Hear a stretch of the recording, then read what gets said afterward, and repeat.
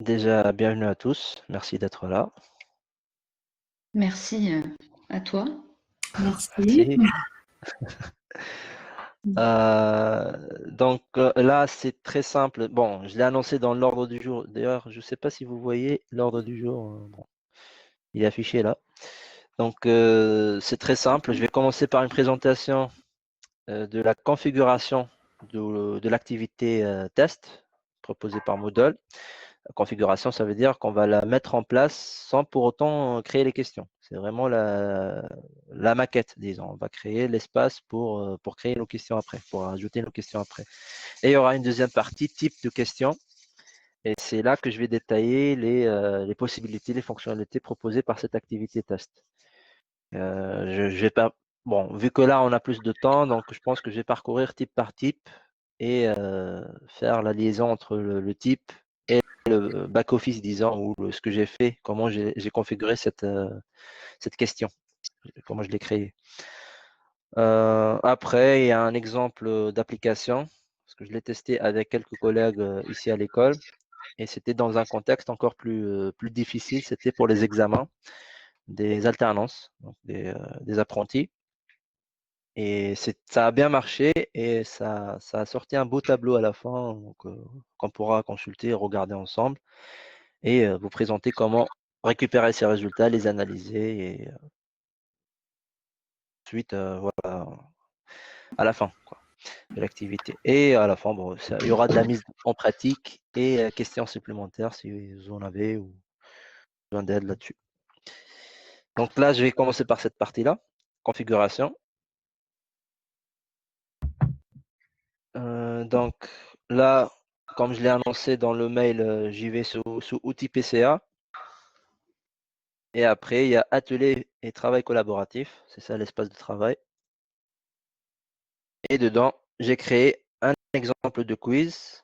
Mais vu que là, c'est comme si on va démarrer de zéro, comme si on va le créer pour la première fois le quiz, je vais faire la manipulation devant vous. Donc c'est très simple. Ça, c'est mon cours, disons. Atelier et travail collaboratif, c'est vraiment mon espace à moi. C'est comme vous, vous avez votre espace sur Moodle. Donc là, certainement, si vous avez cet espace-là, ça veut dire que vous êtes contributeur. Donc ça veut dire que vous pouvez activer le mode édition qui est tout en haut à droite.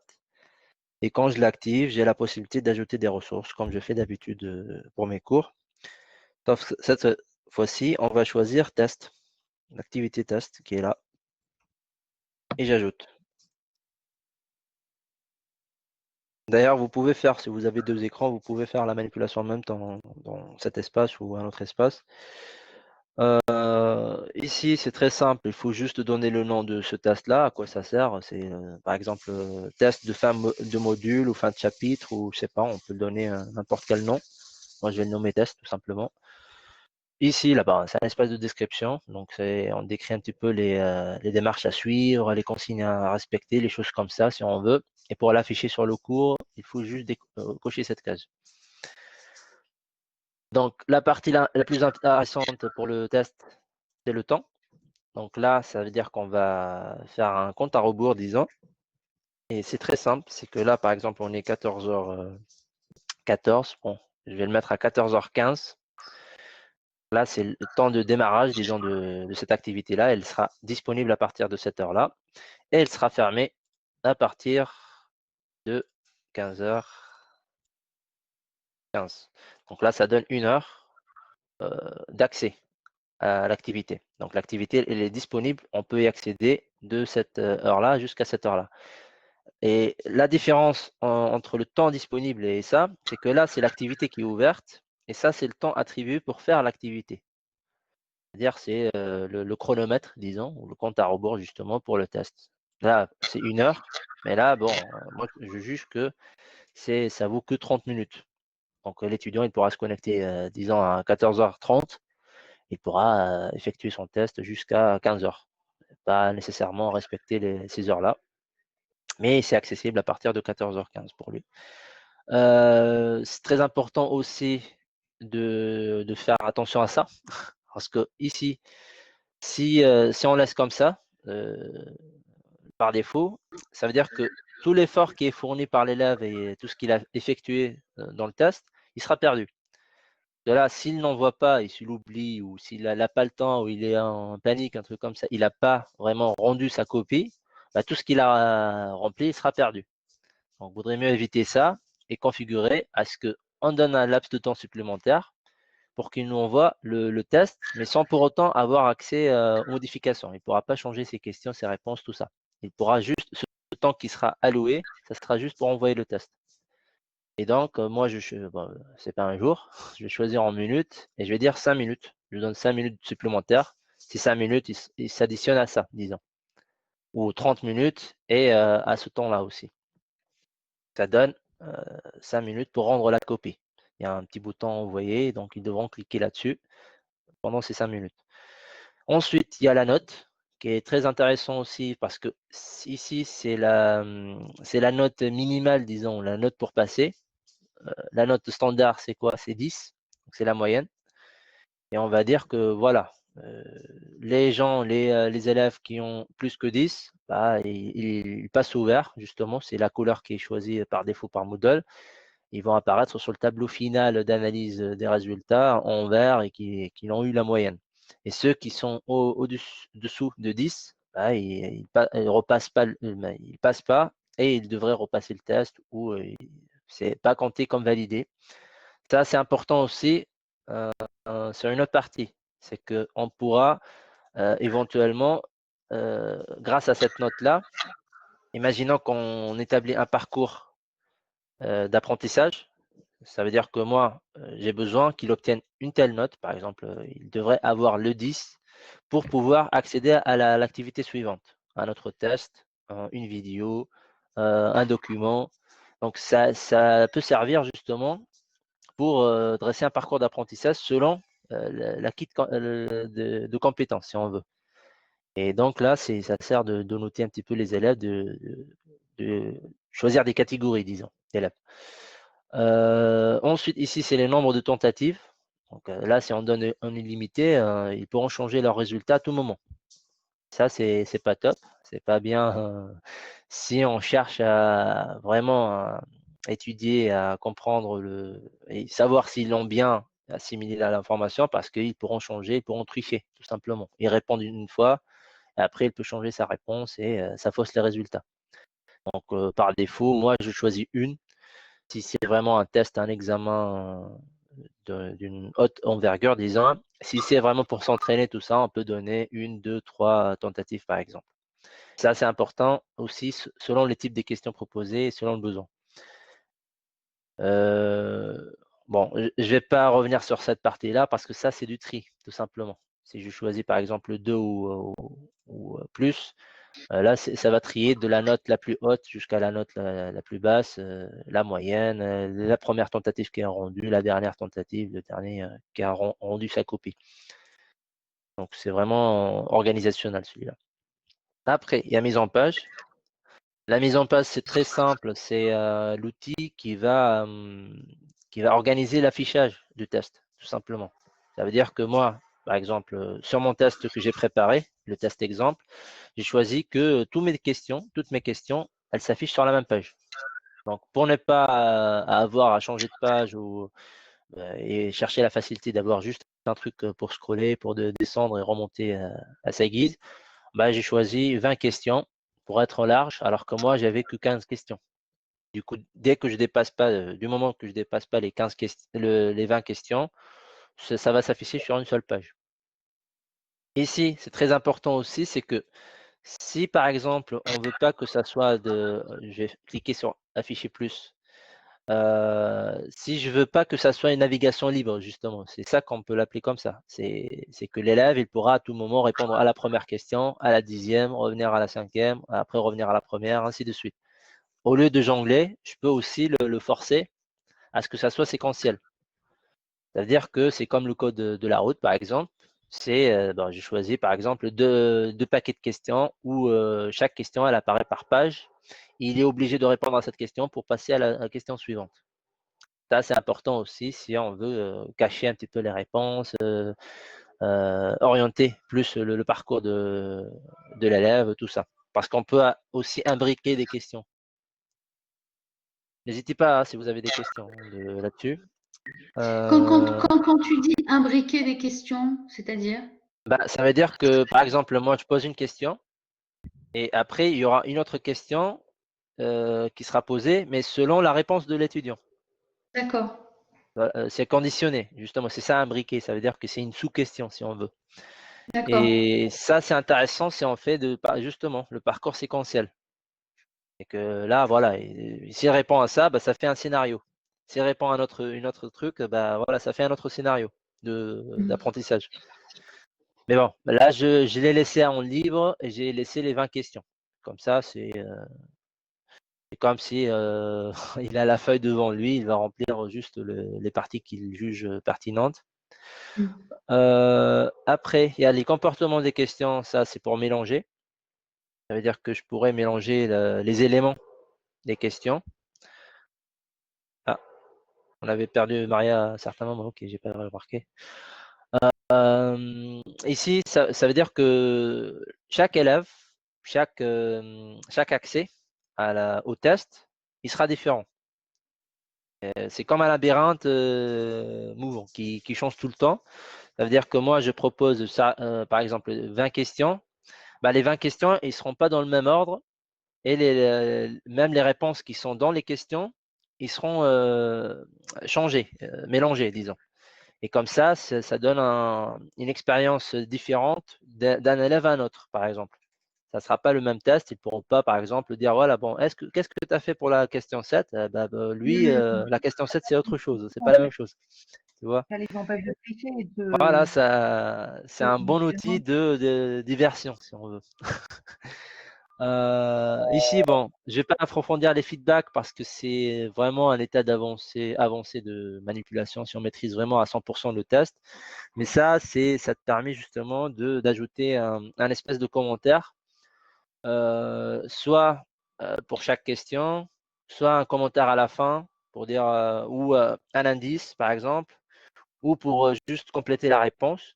Par exemple, il répond, il coche quelque chose et après, oui, pour compléter sa réponse et pour le consolider ou pour le rectifier le tir, disons, il aura une deuxième tentative, donc du coup, on lui donne un indice.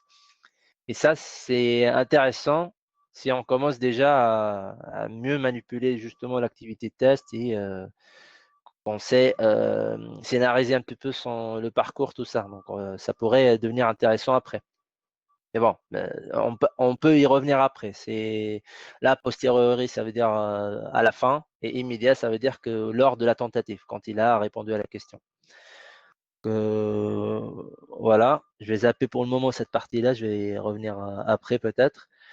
Option de relecture, c'est l'affichage, concrètement, c'est l'affichage qui sera pour l'étudiant quand il va commencer à remplir le questionnaire. Qu'est-ce qu'il aura comme retour d'information? Donc là, honnêtement, moi, vu que là, je l'ai cité ici, le feedback, je vais y revenir après. C'est pas vraiment la partie la plus intéressante, la plus géniale. Et je me concentre plus sur les trois premiers. Quelle est la tentative? Si correct. Donc ça va. La tentative, ça veut dire que c'est la réponse tout court. La réponse qu'il a donnée l'élève. Donc s'il coche la première case, bah, c'est la première case qui sera cochée pour lui. Il saura qu'il a bien répondu à cette case-là. Il y aura un retour là-dessus. Si cette réponse-là elle est correcte, il y aura un check en vert ou une croix pour dire que c'est faux. Et les points, ça veut dire combien de points collectés qu'il a réussi à avoir sur cette question-là. Voilà, c'est les trois feedbacks standards, disons. Et j'ai tendance à décocher les autres, comme ça m'évite un petit peu le casse-tête et de configuration des feedbacks. Est-ce qu'il reçoit, est-ce qu'il y a des bugs peut-être derrière si j'ai mal configuré. Donc je coche que les trois premières parce que c'est assez suffisant pour moi. Après, si le prof il veut une certaine marge de liberté, il veut corriger à sa guise après tout ça, il pourra décocher par exemple si correct ou partiellement correct, je sais pas. Donc il pourra décocher cette case-là et les points. Comme ça, il aura juste la tentative. Il n'aura pas de retour sur sa réponse. Le retour, ça sera le prof qui va annoter sur le PDF ou sur le test à la fin, dans le tableau de récapitulatif. Apparence, ça c'est vraiment esthétique. Ça veut dire le tableau final de récap, justement, d'analyse des résultats. Bah, dans l'idéal, tout le monde aurait son avatar, hein, il aurait une petite icône propre avec son image, je sais pas, un personnage de manga, je sais pas. Et on pourra distinguer les élèves justement grâce à ça. Bon, par défaut, on va le mettre pas d'image parce il y a que les profs, bon, maintenant, qui ont des avatars qui portent la libellé justement prof. C'est moi qui les ai ajoutés manuellement. Ici, c'est l'affichage de la note. Donc la note avec un décimal 2 chiffres après la virgule. Et bon, ça, c'est identique à la note globale, donc on ne va pas le changer, on va le garder comme ça. Rien de particulier après, bon, les blocs durant les tests. Ouais, c'est pas intéressant pour le moment, ça. C'est vraiment très esthétique et très facultatif. Restriction supplémentaire, celui-là, ça demande une préparation en amont aussi un petit peu du codage parce qu'il faut toucher un petit peu aux adresses IP, les accès, tout ça. Et ça, c'est vraiment le SRIC qui pourra m'éclairer là-dedans pour que je puisse le présenter et le mettre comme solution. Et c'est tout. Le feedback global, c'est vraiment à la fin, on peut dire par exemple, là, on peut donner une limite de notes. Ça veut dire que s'ils dépassent les 50%, ils auront ce message-là. S'ils sont au-dessous, ça veut dire qu'ils vont recevoir ce message-là. Bon courage, hard luck, faites la tentative après, un truc comme ça. J'ai tendance à ne pas utiliser, hein. Donc, honnêtement, je le laisse vide. Ça, c'est pour cacher, afficher pour les étudiants, donc il n'y a rien de particulier. Ici, justement, c'est l'exemple type qu'on a utilisé, c'est que pour l'examen, par exemple, je vais montrer après l'exemple, mais pour l'examen des apprentis, on les a obligés d'émerger, de remplir la feuille d'émargement afin d'avoir accès au test. Et c'est là qu'on peut le configurer, ça. Ça veut dire que je sélectionne ça, j'ajoute une restriction et je sélectionne activité, achèvement d'activité. Et là, je choisis l'activité émergement. C'est un questionnaire tout simplement avec une question booléenne avec oui. Il faut qu'il valide sa présence pour qu'il puisse accéder au test, à cet examen-là. S'il ne émerge pas, il ne pourra pas voir le test tout simplement, tout court. Et à la fin, justement, ça, c'est l'achèvement d'activité, mais propre au test cette fois-ci. Ça veut dire comment moi je considère en tant qu'enseignant, comment je considère que ce test, il est validé, il est fini, il est rempli par l'étudiant. Par défaut, c'est manuel, il devrait le cocher, il y a une case à cocher sur le cours, mais ça ne nous convient pas, on aimerait que ça soit automatisé. Donc du coup, je choisis la dernière option, c'est afficher l'activité comme terminée dès que les conditions sont remplies. Et ce qui m'intéresse moi, c'est cette partie-là. C'est je veux que l'étudiant finit toutes ses tentatives. Donc que ce soit une, deux ou trois, qu'il réalise toutes ses tentatives et comme ça, je considère que cette activité, elle est achevée. Donc pour avoir accès à ça, bah, on est obligé de... bah, déjà, on va décocher ça. Ça veut dire que s'il fait il va juste afficher le test, mais c'est pas- ça veut dire qu'il pourra juste afficher le test, mais pas le faire. Ça me convient pas comme prof. Donc moi, ça me convient qu'il fasse la tentative, qu'il complète sa tentative. Moi, je l'ai marqué sur une tentative. Voilà. Donc, il devrait réaliser la première tentative pour avoir validé son test et pouvoir éventuellement après accéder à d'autres activités, à une autre ressource, ainsi de suite. Donc là, je vais valider tel quel. Et comme vous le voyez là sur mon cours, il y a une activité test qui est rajoutée, qui est test d'ailleurs, je l'ai nommé test. La condition que j'ai marquée par rapport à l'émargement, elle est là. Il est non disponible à moins que vous fassiez l'émargement. L'émargement, il est là. C'est ça le questionnaire d'émargement. C'est très simple. Quand j'entre dedans, je fais répondre à la question et je devrais cocher oui et envoyer le questionnaire. Et ça va générer une liste de participants, liste de gens présents à l'examen, le jour de l'examen ou le jour du test, de module ou d'activité. Donc là, le test, il est créé sur mon cours. Pour ajouter des questions maintenant, c'est la deuxième partie justement, c'est la présentation des types des questions. Pour avoir accès à ça, les questions, il faut juste cliquer dedans, l'ouvrir tout simplement. Et comme vous le voyez, bon déjà les conditions qu'on a marquées sont là. Donc ça s'ouvre à 14h15 et ça se ferme à 15h15. Et pour modifier le test, donc il faut juste cliquer sur le bouton modifier. Voilà, là c'est le back-office, disons. C'est là où je vais gérer mon test et je vais créer mon test et je vais ajouter mes questions. Donc là, pour ajouter les questions, il y a un petit bouton ici, ajouter. Donc il propose trois options. Déjà, la première, c'est ce qu'on va utiliser maintenant. La banque de questions, je vais y revenir après. Ça veut dire que je pourrais utiliser des ressources qui sont déjà développées par d'autres collègues ou moi-même sur un autre test ou un autre cours, mais sur le même module. Dans le même, ici, par exemple, sous outils PCA, atelier travail collaboratif, ça c'est mon cours. Outils PCA, c'est le module ou la section de base, disons, la plus haute. Donc là, ce qu'on va faire, c'est qu'on va juste ajouter une question. Donc, je vais ajouter une question. Et là, ça m'affiche tous les types que je pourrais ajouter dans mon questionnaire. Donc là, pour aller au plus simple et montrer un exemple concret par rapport à ça, je vais ouvrir une autre fenêtre. Et dedans, je vais mettre l'exemple que j'ai créé pour vous montrer à quoi ça ressemble chaque type de question. Donc là, je vais entrer dans outils PCA. On va garder à droite le type de questions proposées par Moodle. Et à gauche, vous aurez l'exemple concret. Donc là, je ne vais pas utiliser le test ici, mais je vais utiliser le test que j'ai créé moi-même. Des questions exemples, quiz exemple. Et dedans, soit je fais ça pour contenir la tentative parce que j'ai déjà essayé de remplir le quiz avant. Donc il a marqué comme ça.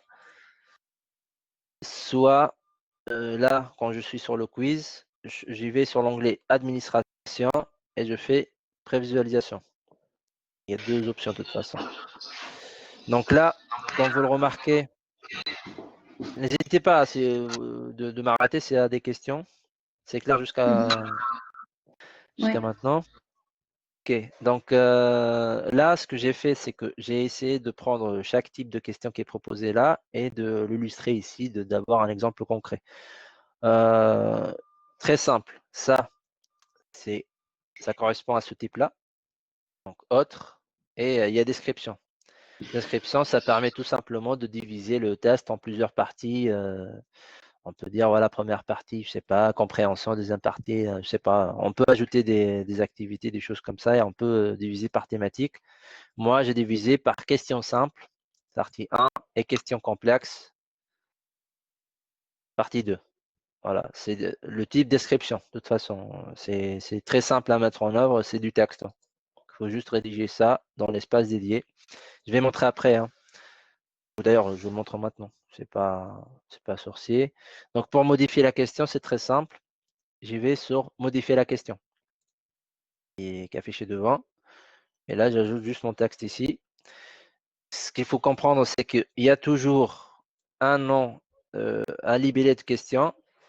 Et ça, c'est pas les étudiants qui vont le voir, mais c'est plutôt vous. Donc, vous l'aurez au tableau récapitulatif, justement, vous aurez ce libellé-là. Par exemple, vous pouvez choisir de classer par thématique, dire, voilà, question par rapport, je sais pas, l'auteur, non, non, non. Donc, vous allez comprendre de quoi il s'agit cette question-là directement. Ou tout simplement, mettez question 1, Q1 par exemple, comme libellé. Ça va s'afficher comme ça sur l'Excel ou le tableur qu'on va télécharger derrière.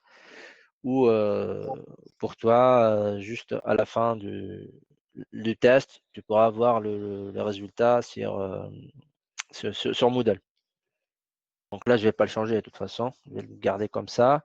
Ici, c'est le texte de la question. C'est standard. Hein. Le libellé et le texte de la question, elles s'appliquent sur tout. Ici, bon, j'ajoute juste mon texte. Bon, j'ai choisi un titre, je pense, comme format. Voilà, grand titre. Et c'est tout. Et je valide avec. Donc, je fais enregistrer. D'ailleurs, bon, vous avez l'avantage ici de faire un aperçu avant de valider pour être sûr que c'est vraiment ce que vous voulez afficher. Ça, c'est pour la description. Deuxième chose, c'est ici, c'est ce type-là. Donc, c'est le choix multiple qui s'affiche là. Et ça correspond juste à des cases à cocher. Et c'est là qu'on va entrer dans le vif du sujet. Donc, comment je configure ça pour que ça qu'il prenne la note, qu'il comptabilise la note et que je valide lequel parmi ces choix-là qui sont la bonne réponse, les mauvais choix. Donc là, je vais entrer dans modifier la question, toujours ici, à cet endroit-là. Même chose que tout à l'heure. Donc, il y a QCM, choix multiple, c'est le libellé que j'ai choisi pour cette question-là. Ici, c'est le texte de ma question. Choisissez au choix des réponses correctes. Ici, c'est la note. C'est ça le critère qui se rajoute justement. Il est présent partout aussi. Et moi, j'ai jugé que cette question, elle vaut 1 point. On peut le mettre sur 2, 3. Par défaut, c'est indiqué 1. Le feedback général, on va le zapper, on ne va pas le remplir. Et ici, vous choisissez tout simplement soit une simple question avec une simple réponse, une seule réponse qui est acceptée. Et donc, il n'y aura qu'un seul choix qui est valide, soit une réponse à choix multiple. Justement, ça c'est vraiment le bouton radio et ça c'est vraiment le case à cocher choix multiple. Donc moi j'ai sélectionné ça. On peut mélanger les réponses pour perturber un petit peu si on veut et, proposer quelque chose d'assez original, disons. Bon, c'est pas très, ça n'a pas beaucoup de sens vu que moi j'ai fait choix 1, choix 2, choix 3, choix ainsi de suite. Et là, on devrait annoncer une réponse donc, par rapport à cette question qui est posée là. Bon, j'ai choisi choix 1, elle vaut un quart de la réponse. Et donc, ça veut dire ici que c'est 1 point qui sera divisé sur 4 et j'aurai 0,25 pour ce choix-là. S'il répond aussi le deuxième, donc il coche la case 1 et la case 2, il aura 0,25 et ainsi de suite. Par contre, s'il coche la 5e case, bah là, il perd tous ses points. C'est moins 1, disons. Donc, bon, comment Moodle il calcule un petit peu tout ça? C'est très simple, c'est qu'il additionne la réponse 1, la réponse 1, la réponse 2 par exemple. Là, il a récolté demi-point. Et là, s'il répond, par exemple, il coche par maladresse la case 5, bah, il aura moins 0,25. 0,5 plutôt. Donc, c'est moins 100% et bah, c'est 50%. Bref, ça, c'est des calculs faits par Moodle en soi. Mais à la fin, il aura une note par rapport au 1 point qu'on a donné ici. Pourquoi j'explique ça? Parce que c'est le système de notes sur Moodle, il est basé sur des pourcentages, pas sur des points fixes numériques de 1 à 10 par exemple, ou 1 à 20.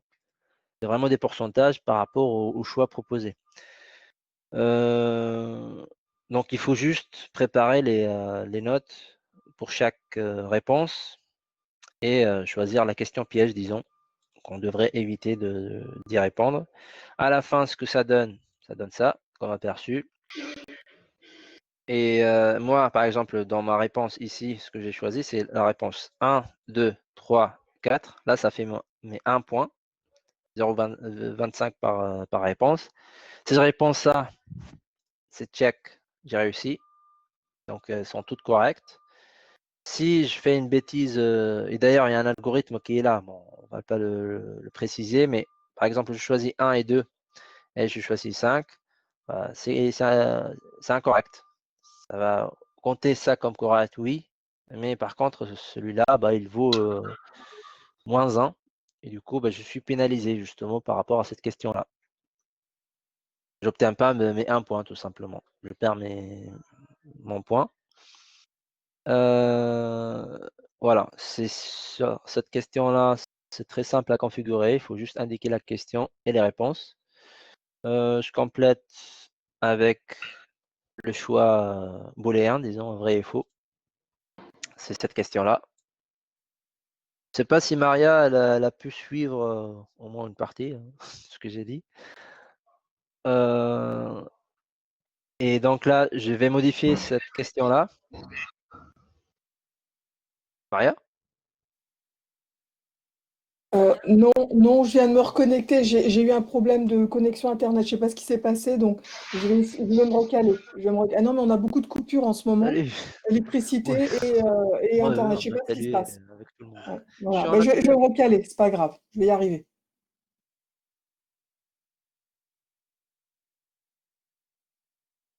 Très bien. Désolé, il y a Christophe qui est passé en même temps. Ok, ça marche. Bon, de toute façon, tu n'as pas raté grand-chose, Maria. C'est que ce que j'ai présenté ici pour cette question-là, de toute façon, quand tu vas tenter, tu vas le découvrir. Ça sera à peu près, c'est la même chose qu'ici. Juste ici, ces choix multiples. Là, c'est vraiment vrai et faux. Donc, tu n'as que deux possibilités. Donc, là, pour modifier tout simplement, c'est ce que j'ai dit tout à l'heure, il y a toujours le petit bouton ici, modifier la question, qui apparaît une fois qu'on a créé notre test. On pourra toujours modifier le contenu de la question et le configurer.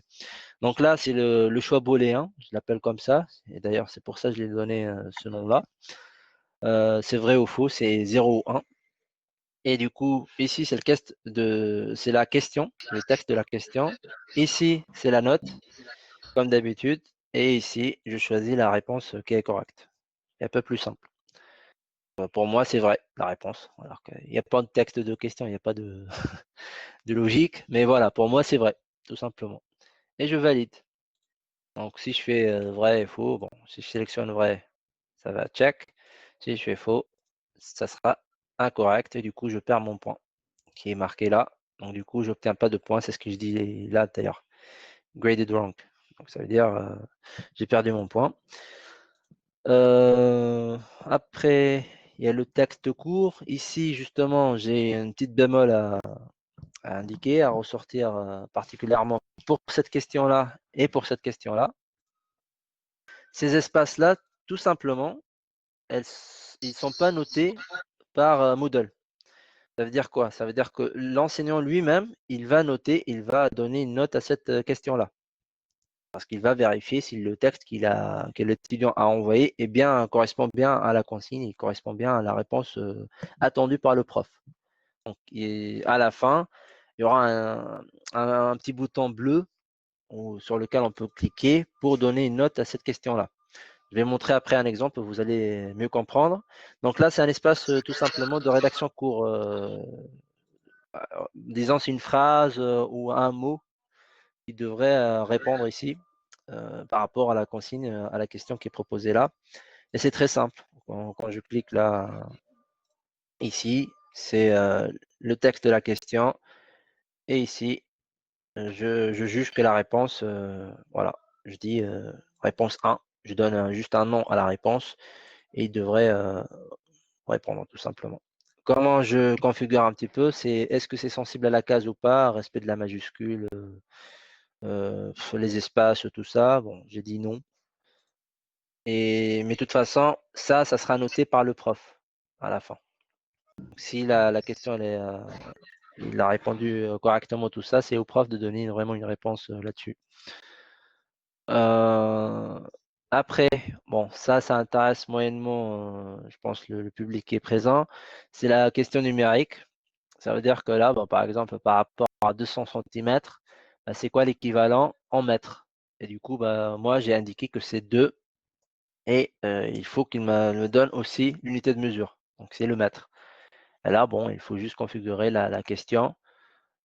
C'est un petit peu complexe à expliquer, mais bon, mais c'est très simple à mettre en place, hein. Il faut juste ici marquer le texte de la question, donner la note comme d'habitude. Ici, c'est la réponse que je veux récupérer. Le taux d'erreur 0. Je ne veux pas que ce soit 2,1 ou 1,99, je sais pas. Moi, je veux que ça soit arrondi à 2 mètres. Et la note qu'il obtient s'il me donne ça, c'est 100%. Et surtout, bon, pour moi, dans ce cas-là, je voulais avoir une unité de mesure.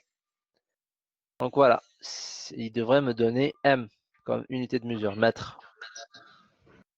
Voilà. Bon, c'est moyennement intéressant le numérique pour les départements de langue. Voilà, là c'est la partie qui pourrait intéresser tout le monde justement. Ça correspond à peu près à l'espace de dépôt qui est standardisé, qui est présent partout sur Moodle et que vous avez l'habitude d'utiliser. Là, vous récupérez les fichiers éventuellement de vos élèves ou un texte écrit. Donc ça, c'est un espace de rédaction libre et c'est un essai tout simplement et que vous pouvez corriger vous-même et après donner une note à cet élève-là. Est-ce qu'il mérite 5? Est-ce qu'il mérite 4? Est-ce que, voilà, sur 5 par exemple, combien vous donnerez une note? Si vous jugez que c'est plus intéressant que l'élève rédige sur son éditeur de texte, vous pouvez éventuellement demander à l'élève de téléverser un fichier à la place d'écrire. Et vous avez un espace de téléverser justement des fichiers. Donc là, pour configurer ça, c'est très simple aussi à mettre en œuvre. Là, j'entre dedans, texte de la question, note, et après, ici, tout simplement, c'est quel type de réponse je devrais recevoir. Je demande aux enseignants de me fournir, aux élèves de me fournir derrière. Ici, c'est what you see is what you get, so WYSIWYG. Et c'est un éditeur de texte, tout simplement, comme on a l'habitude d'avoir, celui-là, qui sera disponible pour les élèves derrière pour rédiger. Et moi, j'ai choisi l'option avec sélecteur de fichiers. Ça veut dire qu'il y a un espace de dépôt fourni avec l'espace texte de rédaction. Et là, ce qui est intéressant, c'est qu'on va configurer les conditions. Donc, est-ce que le texte de saisie il est obligatoire ou pas? Là, est-ce que c'est optionnel ou obligatoire? J'ai dit que c'est obligatoire. Il devrait me rendre une réponse écrite. Combien de lignes?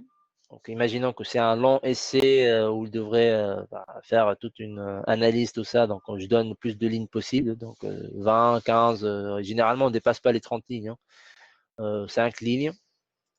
Est-ce que je permets de téléverser des fichiers d'ailleurs? Donc, oui, je permets une seule pièce annexe ou en illimité. Je déconseille ça tout de même parce que ça va saturer un petit peu les espaces de dépôt, tout ça. Donc, on choisit entre 1 et 3, par exemple. Et est-ce que c'est obligatoire ou pas? C'est là qu'on choisit. Les annexes sont-elles optionnelles? Donc, oui. Si c'est je veux qu'il me rende au moins un fichier, ben, j'en choisis une.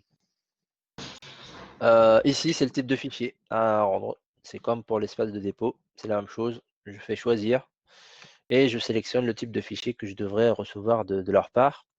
Moi, je conseille tout le monde de passer sur les PDF parce que j'ai déjà montré ça à Maria, mais on peut éventuellement annoter sur le fichier qu'ils nous rendent. Donc, ça veut dire que je peux écrire sur les fichiers PDF qu'ils me rendent dans l'espace de dépôt. Et le prof, il pourra écrire, voilà, donner une note, donner des remarques, trucs comme ça, sur le fichier via un outil intégré sur Moodle. On n'est pas obligé de télécharger le fichier, annoter et après le remettre. Ça, c'est important. Ouais. Et je vais montrer ça, la manipulation, je vais la montrer bon, sur l'espace de dépôt, mais c'est la même chose. Ça vaut la même chose ici pour cet exercice-là.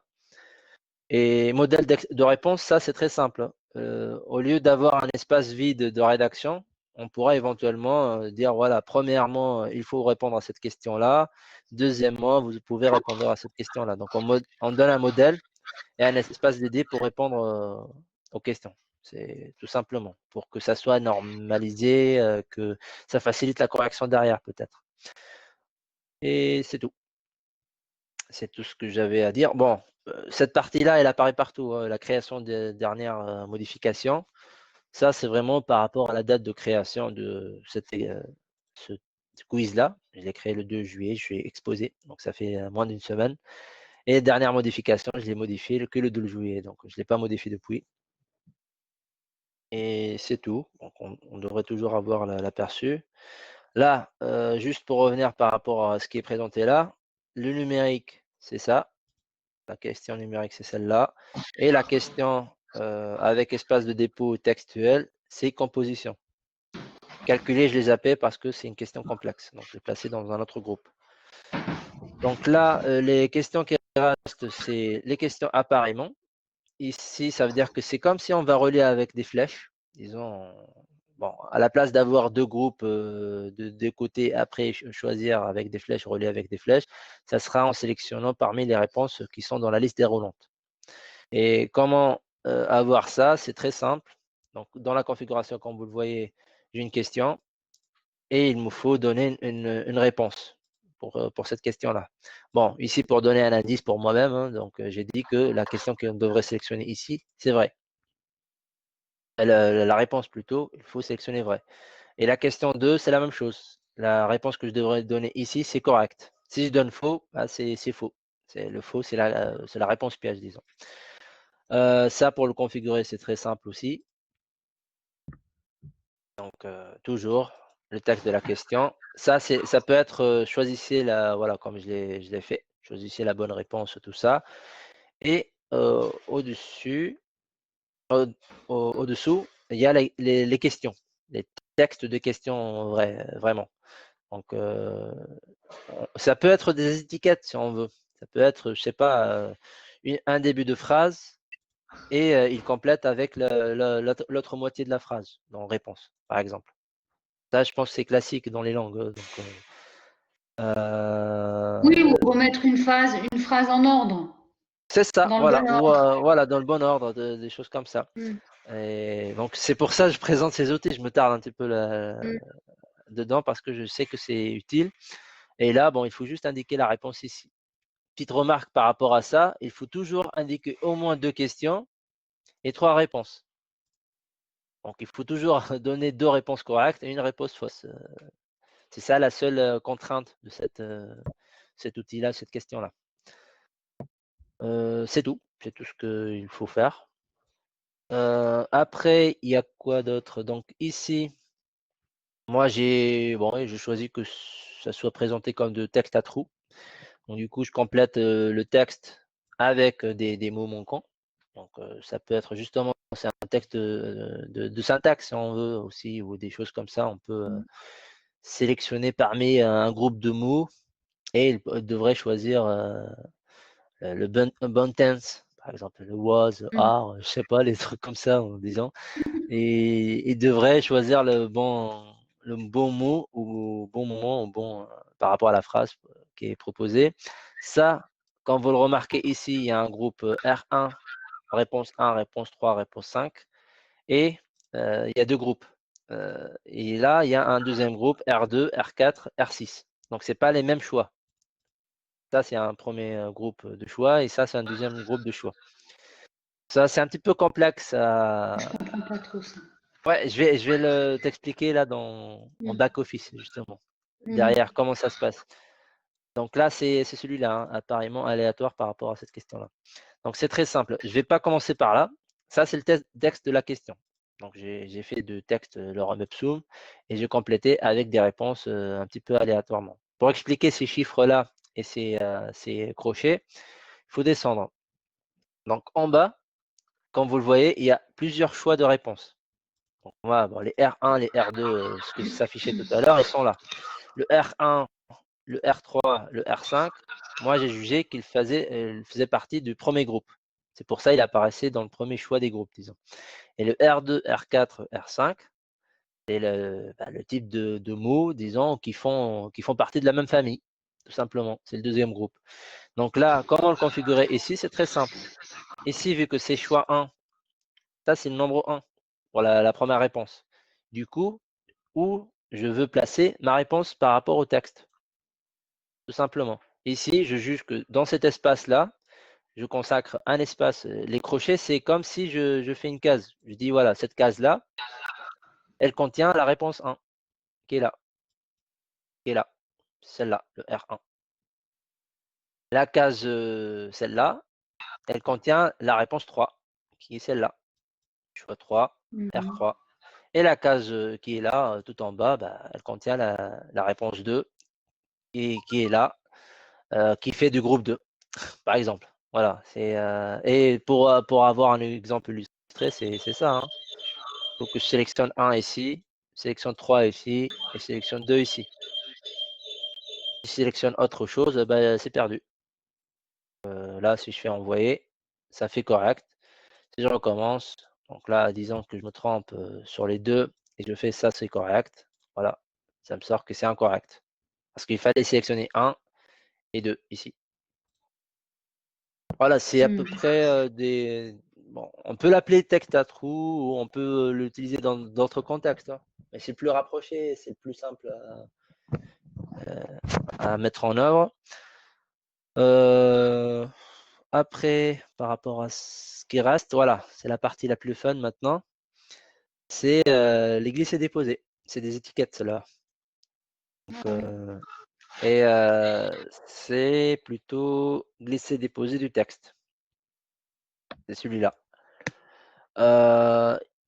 Et le drag and drop, justement, l'utilité, bon, comme vous le voyez là, bon, j'ai utilisé des lettres, c'est très simple en plus. Donc la dernière lettre de l'alphabet, c'est Z, la première lettre, c'est A, et la première lettre du mot table, bah, c'est T. Donc du coup, il faut mettre un T ici. Pour configurer ça, c'est le même principe que celui-là. Donc j'entre dedans. Là, je propose mon texte de question et je dédie des cases. Voilà, je dis, voilà, je laisse 2 cases. Il faut toujours placer comme ça, 2 crochets d'ouverture, 2 crochets de fermeture. Et après, on choisit les bonnes réponses par rapport à l'endroit. Donc là, bon, ici, c'est ma question. Ici, c'est la case allouée. Ici, c'est quoi? C'est la dernière lettre de l'alphabet C. Bah, pour moi, la dernière lettre, c'est le choix 2. Bon, pour faire simple, j'ai fait AZERTY, hein, comme vous le remarquez. Et j'ai choisi Z. C'est le choix 2. Le Z, pourquoi il apparaissait dans le deuxième groupe grisé? Parce qu'il y avait un groupe gris et un groupe clair. Bah, c'est ça les deux groupes. Il y a un groupe 1, groupe 2. Et ici, j'ai choisi juste 2. Je l'ai posé là. C'est ça la case qui correspond au Z. Ainsi de suite. Le 1 et le 5, c'est pour le T. Et là, dans le texte de la question. Bon, c'est le code de Moodle, hein. C'est lui qui a imposé ces règles-là. Donc, il faut juste avoir deux crochets et mettre la réponse dedans. Et pour bon, l'aperçu, c'est très simple. Donc, groupe 1, groupe 2, comme j'ai expliqué tout à l'heure ici. Et je case ma réponse par rapport à ce qui est donné. Donc, imaginons que je me trompe, je fais ça, ça et ça. Donc, ça va me dire, OK, le premier, il passe, les 2 dernières sont fausses.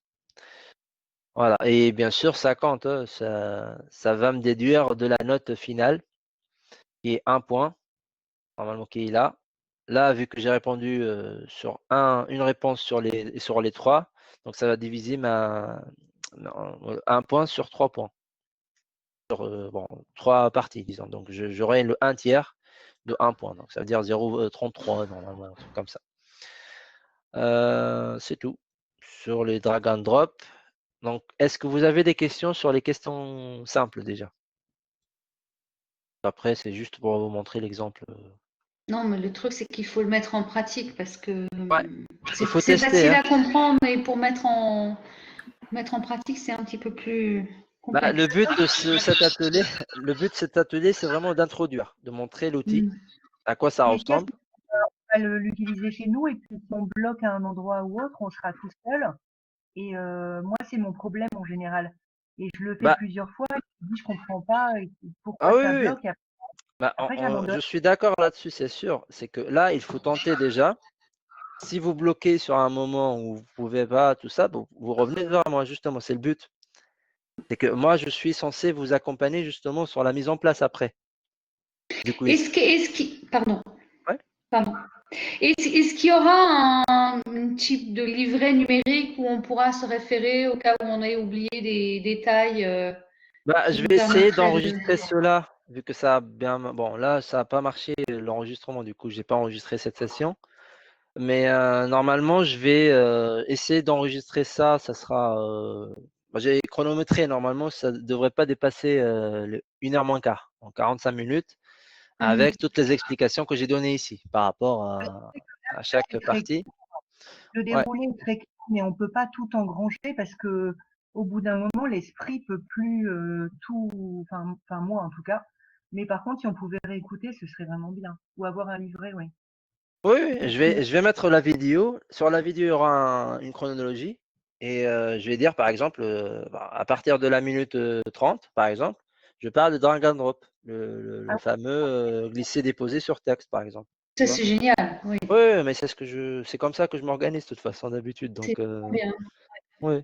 Et il y aura bon, je garantis pas que le support il sera là à développer maintenant parce que je suis un petit peu débordé, Bah fait oui. pas mal de choses. Mais je vais essayer de le mettre en place le plus tôt possible. Sinon, n'hésitez pas. Là, essayez Oui, mais déjà. le problème, si tu veux, c'est qu'ici, à chaque fois que l'un d'entre nous bloque sur un point et qu'on passe son temps à te déranger, etc., ça va être ingérable. Hein. Oui, oui, non, mais c'est sûr. Euh, Non, mais le but, pourquoi je montre ça déjà? Déjà, je vous oui. montre les possibilités de Moodle. Qu'est-ce qu'il propose comme outil? Là, par exemple, le drag and drop, j'imagine que tout le monde, il a découvert la chose ici. À part peut-être Magali, elle a testé avant. Mais je pense que c'est un outil qui est très sympathique. Ça provoque du jeu, Ouais. il y a du fun dedans, quoi, par C'est rapport à ludique. d'autres. Ouais. Voilà. Ouais, ouais. Mais pour le mettre en œuvre, tout ça, c'est pas OK simple. Je comprends. Il faut une certaine adopter quelques réflexes, disons. Les deux crochets, je mets ma réponse dedans et tout ça.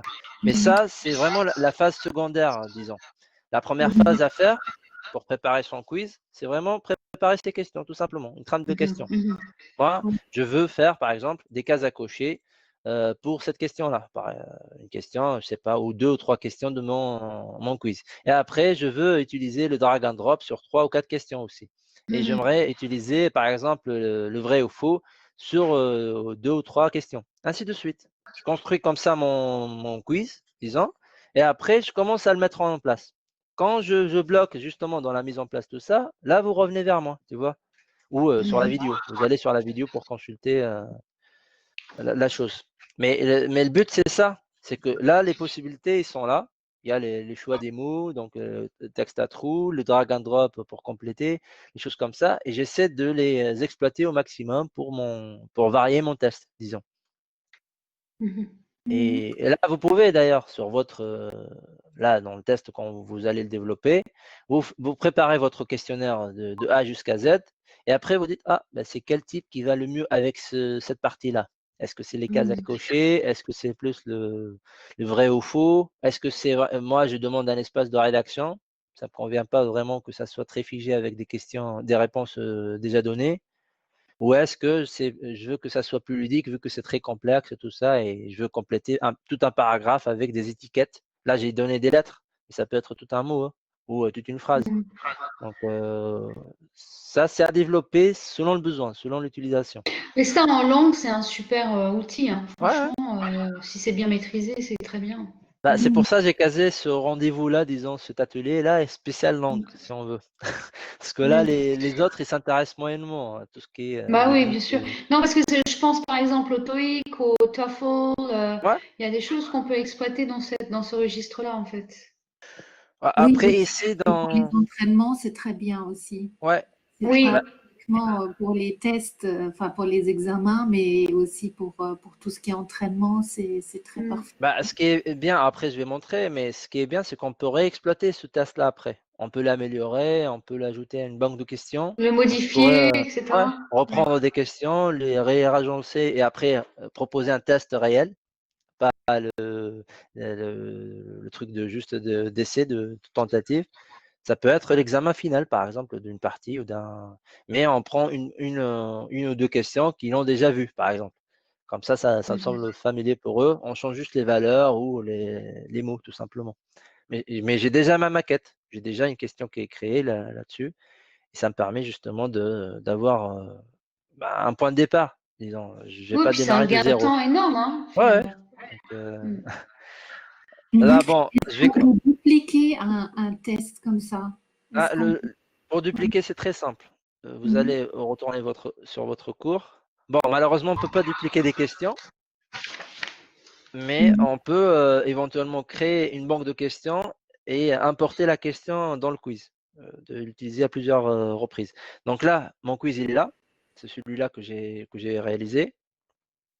Quand j'y vais dedans, il y a modifier, il y a dupliquer. Ok.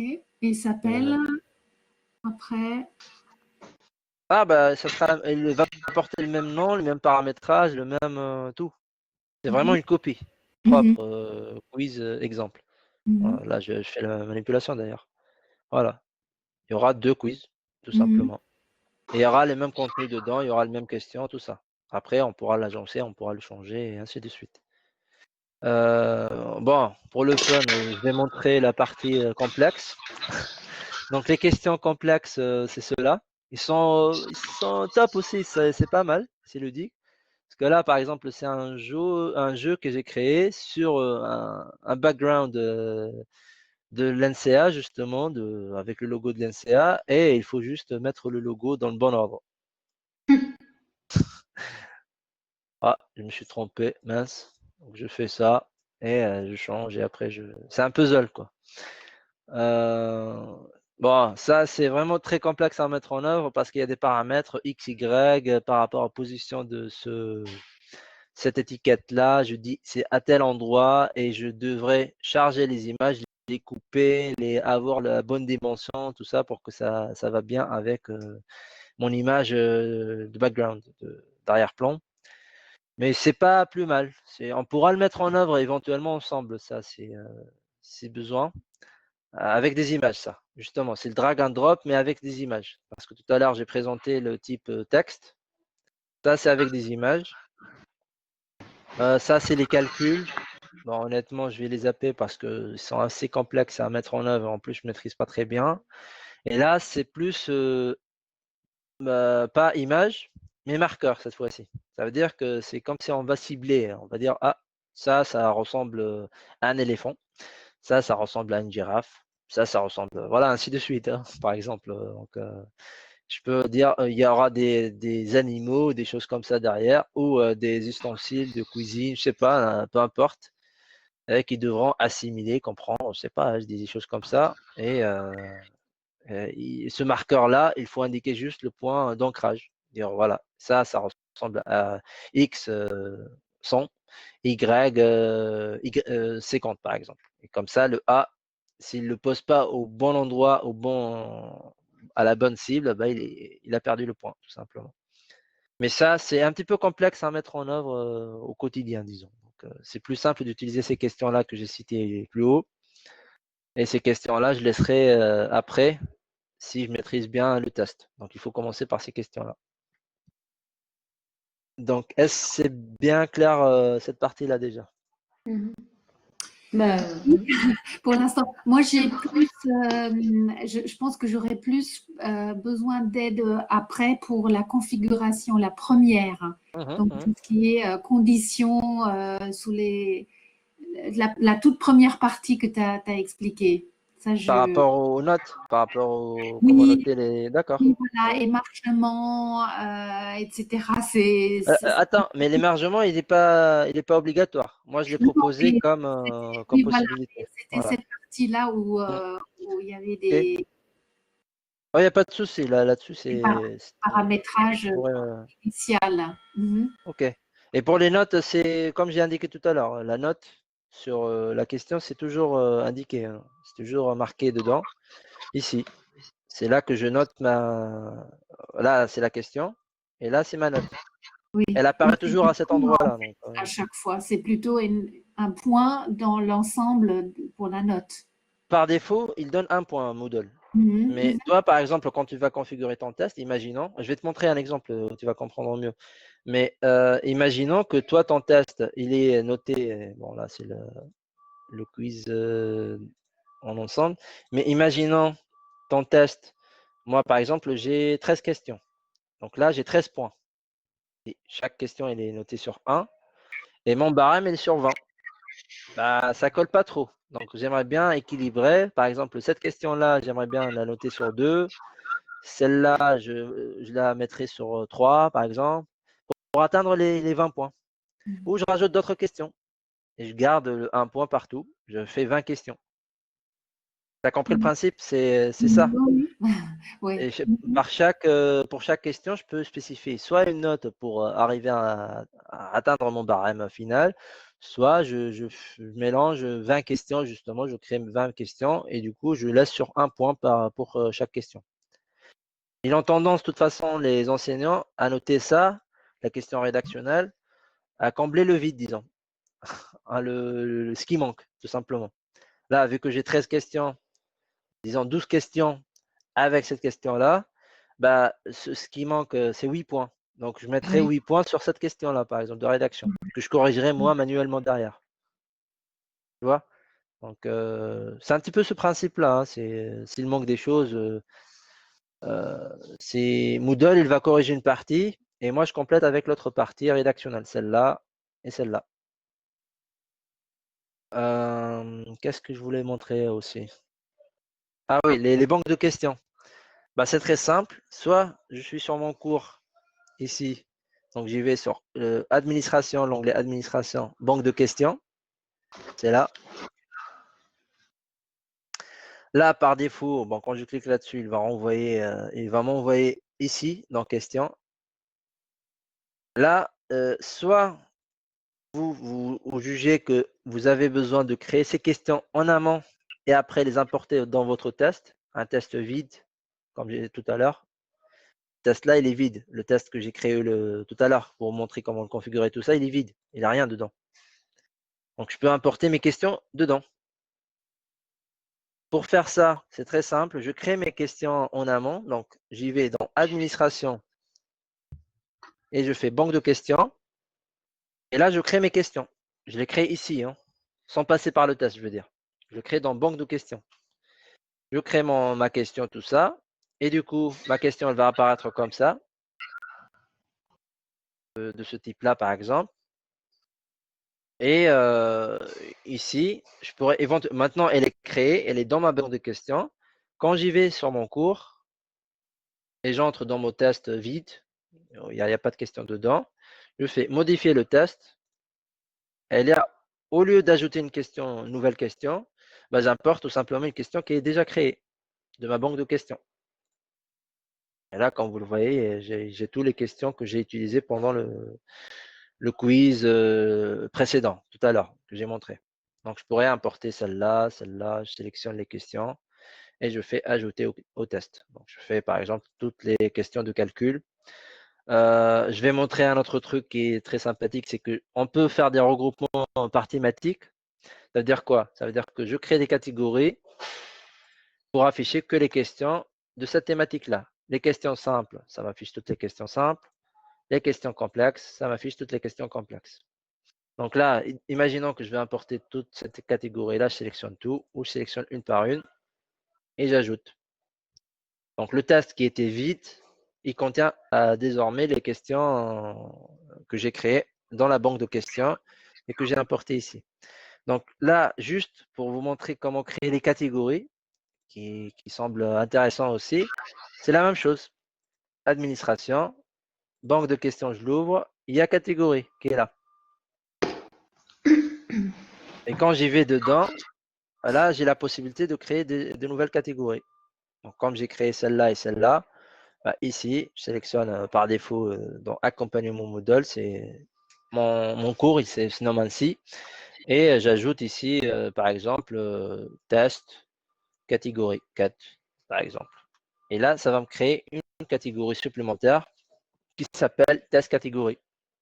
C'est celle-là. C'est pas très visible bon, parce qu'il y a pas mal d'options. Mais imaginons que je veux ajouter des questions dedans. C'est très simple. J'entre dedans.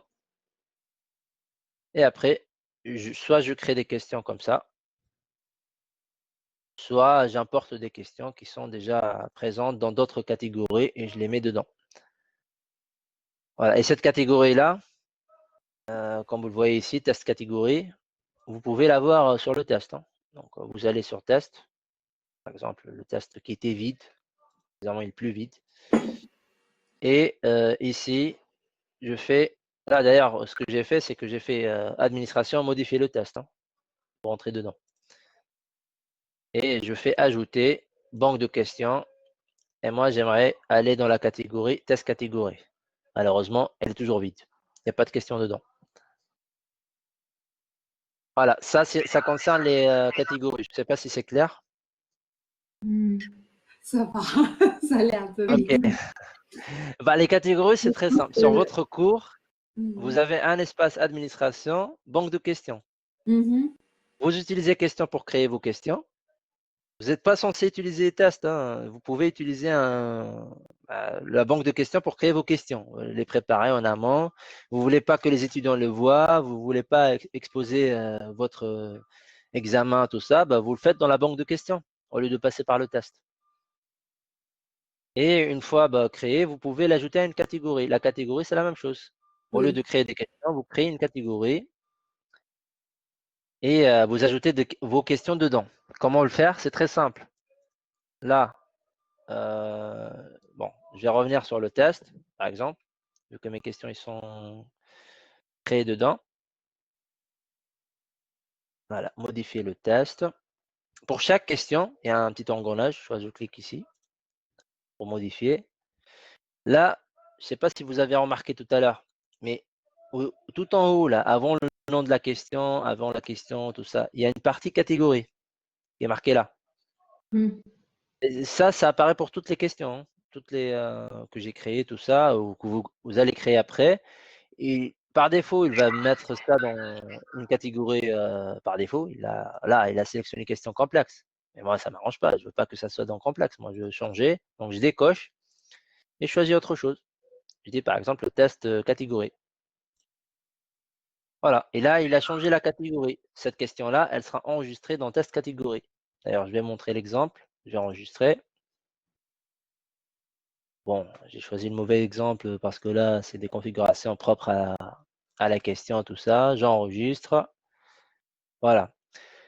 Dans mon test, imaginons celui-là, je vais ajouter la question que j'ai enregistrée dans l'autre catégorie, la nouvelle catégorie. Je fais ajouter, banque de questions. Voilà. Je sélectionne test catégorie. Et comme vous le voyez, là, il m'affiche une question. Donc, cette catégorie-là, elle comporte bien une question maintenant. Tout à l'heure, elle était vide.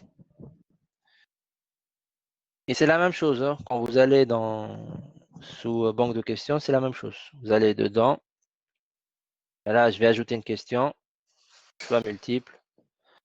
Et là, avant de valider justement, avant de finir la question, tout ça, je sélectionne ma catégorie.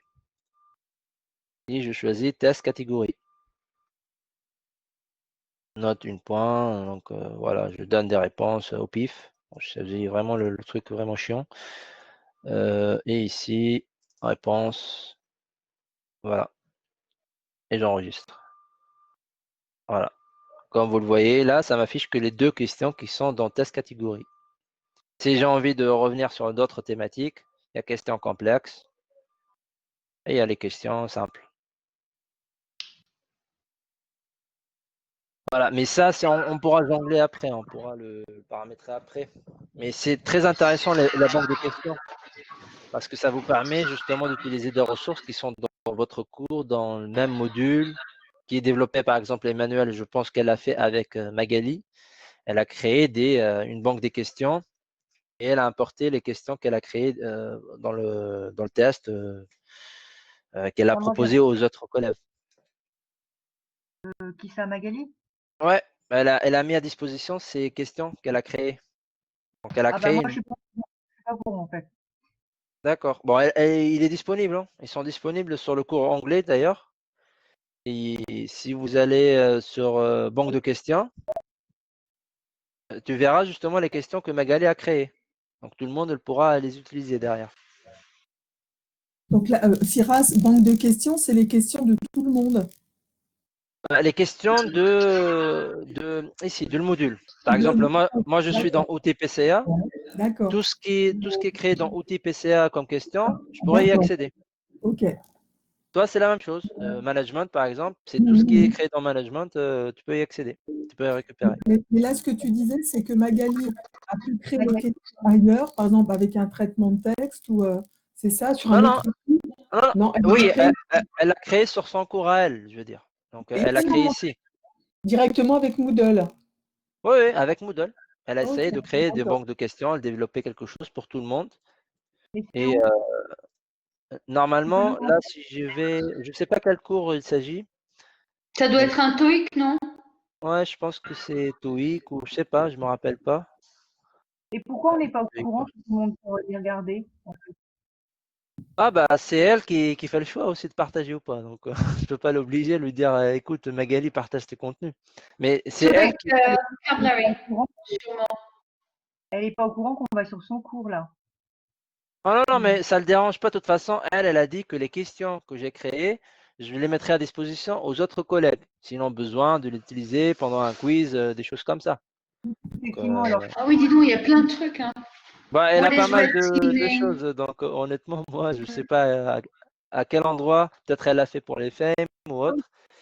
Mais bref, mais elle a créé ces questions dans son cours et qui est accessible justement à d'autres collègues qui sont dans le même cours, dans le même. en fait, TOEIC. Ouais, oui, j'y étais tout à l'heure. Bah oui, mais tu passais vite sur tout, donc maintenant je me souviens, on en avait parlé, mais il y a un moment, c'est pas récent. Bah, il n'y a pas de test dedans. Est-ce que. Je pense pas Prepositional qu'il y en verbs, phrasal verbs, common verbs. a. Attends, je vais Tout regarder ça, ça banque de fait partie questions. du TOEIC, non? Je Ouais, pense. ouais. Non, mais elle n'a pas créé de quiz dedans, je veux dire. Là, je vois pas de questions. Elle n'a pas mis de questions dans la banque de questions. Question bank, d'ailleurs, ça s'appelle comme ça ici. Bah, je sais qu'elle m'a dit que c'était très long à faire. Oui, oui, c'est lent, mais bon, parce qu'elle a pas de. Bah, c'est plus simple sur d'autres outils qu'elle a trouvé, tout ça. Mais une fois développé, justement, c'est ce que je dis. C'est qu'une fois développé, on a déjà une banque de On peut questions, tout rajouter, ça. enlever, ah oui. On pourra le modifier après, on pourra rajouter d'autres. Justement, c'est pour ça que je présente les catégories des questions, moi. C'est que je crée des thématiques, je dis voilà, bah, on peut faire une thématique, par exemple, année 2018, année 2019, 2020. C'est ce que j'ai utilisé pour mes examens pendant ces années-là. Et à chaque année ou chaque besoin, justement, si j'ai besoin de développer un, un examen final, un truc comme ça, je pourrais prendre un examen de 2018 et ajouter ces questions-là directement. Pas besoin de recréer un autre examen spécifique pour les 2021, par exemple. Et c'est Donc, je pareil pourrais. sur tous les outils, on peut les Et je ouais. peux aussi, une fois créé mon test, le placer dans une catégorie. Donc, j'ai pas besoin dans la base de questions. J'ai pas besoin de le créer tout de suite dans cette base, mais je peux par exemple le développer directement et après décider, bah, je vais le placer dans la base. C'est ça. Possible De aussi. toute façon, du moment que vous commencez à créer un quiz, Placer. Mhm. comme ça, et les questions elles seront casées directement dans la banque de questions. Ah oui, Elles ok. seront C'est restées par automatique. d'office dedans. Oui. Mhm, Mais pas d'accord. l'inverse. Après, je Parce que décide si je veux partager ou pas. Donc, pas, c'est, oui. Ouais, Mhm. ouais. Bah, de toute Oui, façon, le partage, vous pouvez le choisir. De toute oui. façon, généralement, la banque de questions, elle est accessible au cours, ceux qui sont responsables du cours, et voir au module. S'il y a des partages communs ou des choses comme ça, on pourra même partager des ressources avec d'autres collègues. Ça facilite un petit peu la création, disons, un collègue qui a travaillé sur une partie, l'autre, il a travaillé sur une autre partie, et c'est un petit peu le Ça, c'est travail vachement bien. collaboratif. Ouais. Ouais, ça, c'est Et vraiment bien. En c'est termes de complémentaire, disons. collaboration, c'est bien. Ouais. Ouais. Et ce qui est bien avec la banque de questions, c'est qu'on peut travailler dans l'ombre, disons, sans pour autant afficher un quiz comme ça sur le cours. Je peux travailler dans la banque de questions directement, je développe mes questions dedans, et après, le jour où j'ai besoin de développer un quiz, j'importe mes questions dedans, tout simplement. J'y vais dans le test, et je fais comme j'ai fait tout à l'heure, donc modifier le test, et j'apporte de la banque de questions, au lieu de créer une nouvelle question. Et là, je sélectionne parmi ma catégorie, parmi les questions proposées. Voilà. Là, comme vous le voyez, bon, là, c'est l'atelier travail collaboratif. C'est ça ma racine. C'est ça le cours. Il contient toutes ces questions-là. Je peux remonter plus haut parce que moi, je suis administrateur. Du coup, j'ai le droit de voir les racines plus haut, d'outils PCA. De voir même les questions qui sont développées par d'autres collègues dans d'autres cours, en dehors de mon cours atelier de travail collaboratif. Est-ce qu'on peut aussi mettre des documents audio ou vidéo dans un test? Audio, vidéo. Vidéo, ça sera plus des liens pour le moment, vu qu'on n'a pas encore de lecteur intégré ou des solutions simples. Mais audio, oui, je pense. Par exemple, donc là, je reviens. Exemple, par exemple. Là, éventuellement, justement, pour tout ce qui est audio, audio, il y aura une question à répondre derrière, normalement. Donc, éventuellement, ce que tu peux faire, c'est que tu crées le type question-description que j'ai présenté tout à l'heure avec le titre, celle-là. Et au lieu de mettre du texte, je pourrais mettre soit un lien cliquable où ils devront ouvrir, consulter, voir, regarder et revenir après répondre à une question qui est créée dans le quiz. Soit j'intègre l'audio directement ici. Sur le texte, ici, il y a ça. Soit, bon, enregistrer vidéo, on va éviter, mais plus ça, insérer un fichier audio, vidéo. Oui. Voilà. Quand je clique dedans, je peux sélectionner audio. Vidéo, pour le moment, je ne sais pas, il y a des bugs, donc je déconseille de faire ça. Mais je conseille plus de faire des liens. D'ajouter un lien, ils le consultent et après ils reviennent répondre à la question sur le quiz. Audio, on peut éventuellement charger des audios si c'est pas très lourd. Et ça dépasse pas les 30 mégas par exemple. Voilà. Ils pourront lire ici, il y aura un lecteur ici. Donc ils pourront cliquer, ils pourront éventuellement répondre à la question après. D'accord, oui. Voilà. C'est l'une des propositions que je pourrais faire. Après, on verra. Ouais. Juste à titre informatif, sur iStar Collective, il y a à disposition des vidéos. Donc, la vidéo s'affiche et en dessous, on a le texte. Et ça peut être des textes à trous, etc., avec différentes possibilités, etc. Et puis l'élève, peu importe, choisit la bonne ou la réponse. Et elle s'affiche systématiquement si c'est bon, si c'est pas bon, etc. Ouais. Et c'est pas mal comme principe. Ça, moi, je l'ai présenté le type description. Mais ça, le texte, l'éditeur texte, il est partout, hein, dans toutes les questions. Donc, tu peux éventuellement, par exemple, les cases à cocher, ou vrai ou faux. Voilà.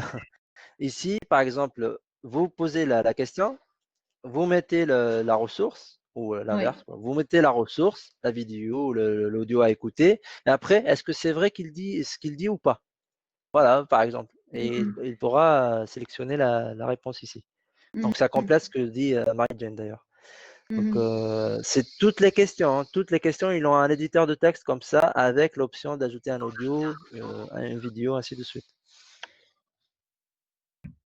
Est-ce que vous avez d'autres questions? Non, c'est clair. C'est juste qu'il faut encore une fois le pratiquer suffisamment Ouais. et faire les erreurs pour pouvoir assimiler. C'est comme ça qu'on apprend. C'est ça, exactement. Mais après, il ne faut pas hésiter. Hein. S'il y a des questions, essayez déjà, faites la trame de questions. Essayez d'utiliser un type. Ça. Si vous n'arrivez pas à faire, là, vous m'envoyez un mail et je répondrai. Il n'y a pas de souci. Hein. Un mail ou on se cale à 1 heure, un truc comme ça pour travailler ensemble. Mais déjà, sur ce que j'ai déjà présenté, est-ce que c'est clair? Parce que là, je vais partir sur la partie plus fun, justement, montrer le résultat maintenant. À quoi ça ressemble un quiz à la fin. C'est clair. Oui, tellement il y en a, en fait, ça peut pas être beaucoup plus enfin, on n'a pas pu inventer plus de détails, je crois.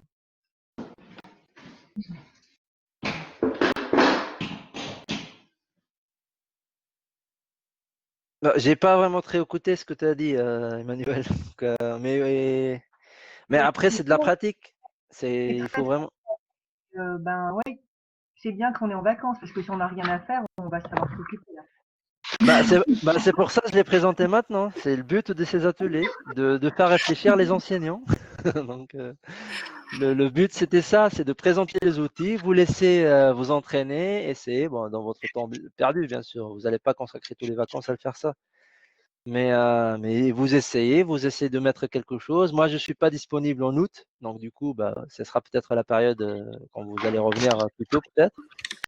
Voilà. Et après, à la rentrée, dès que vous êtes lancé, vous avez déjà une trame de questions, vous avez déjà essayé des manipulations et ça ne marche pas, on pourra mettre en place ça au fur et à mesure. Et donc là, pour la partie… Oui. J'ai une petite question. Est-ce qu'on peut, on a la possibilité de voir ce que voit l'étudiant? Tu vois ma question? Ouais. C'est-à-dire que nous, quand on teste, on ne sait pas toujours le retour ou avoir, voir ce que ça donne. Voilà, Là, tu tombes bien sur ce que j'allais présenter d'ailleurs. Ah, C'était super. ça. Parce que Donc souvent, là, c'est notre angoisse, souvent, c'est qu'on ne sait oui, pas je trop sais. ce qu'on fait. Non, mais je Et comprends. ok, ça marche. Il y Super, merci a beaucoup. deux méthodes. Donc Ok. la première, déjà, je vais enlever ça pour me permettre d'accéder sans m'emmerder. Donc je vais enlever juste l'émergement. Voilà. Ouais. Est-ce que j'ai fermé ou c'est toujours ouvert? Donc le temps, ouais, c'est désactivé. Nickel.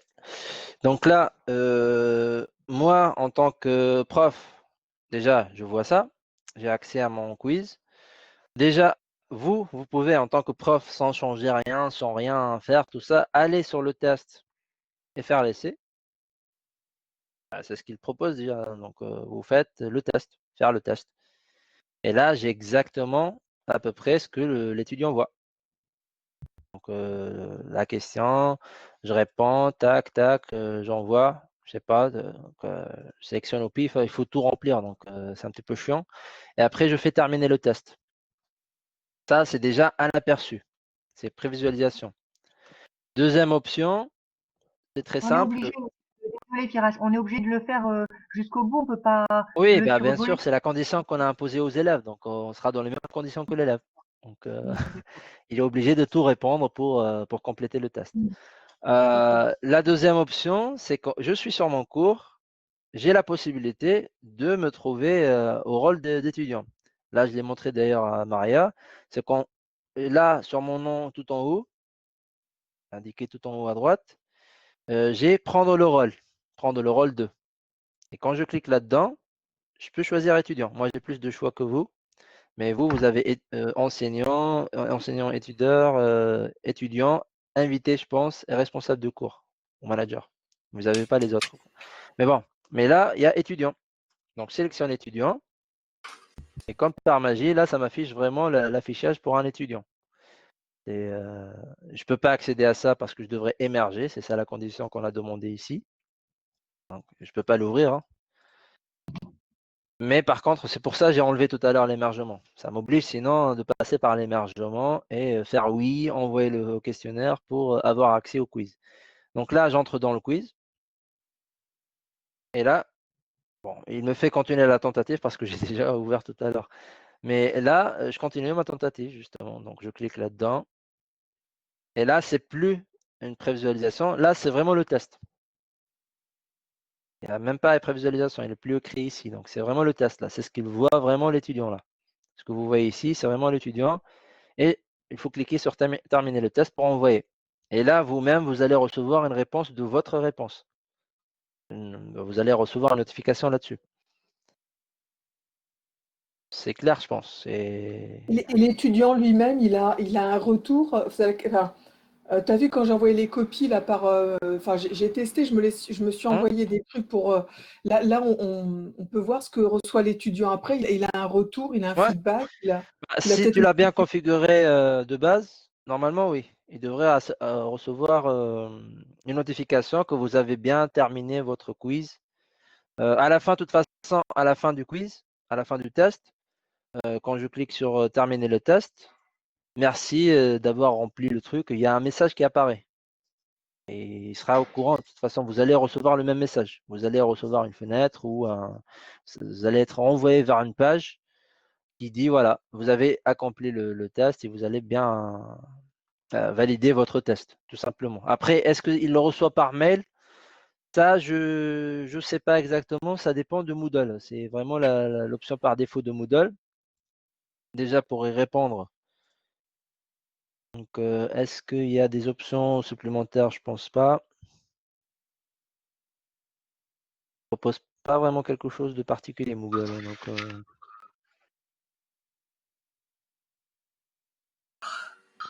Il n'y a pas vraiment de notification, un système de notification par mail. La seule notification, c'est sur Moodle. Donc, ils vont recevoir un message de vous avez bien terminé ou réussi votre test ou voilà, un truc comme ça. Et le feedback, non, dans le feedback, Ouais, il y a pas. c'est dans le feedback. Mais dans le feedback, mais il n'y a pas d'option par mail. Je veux dire, D'accord, tout ça se ok. passe sur Moodle. Mm. Donc, feedback, le feedback global ici, c'est pour tout le monde, par exemple. Ah oui, ok. Voilà, on peut ajouter des conditions plus sophistiquées dedans, mais ça reste toujours sur Moodle. C'est pas par mail que ça se renvoie. Ouais, pour être sûr, mais je pense que c'est. Ouais, il n'y a pas de feedback en dehors de feedback Moodle. Voilà. Est-ce que vous avez d'autres questions avant que je passe en présentation des résultats? Non. Ok, donc là, je vais vous présenter la deuxième partie donc de ma présentation, c'est celle-là. Exemple d'application et analyse des résultats de l'activité test. Donc là, j'y vais dans un autre cours parce qu'on a déjà testé la solution avec Mahmoud Karaberenou. Lui, il s'occupe des deuxième année d'alternance.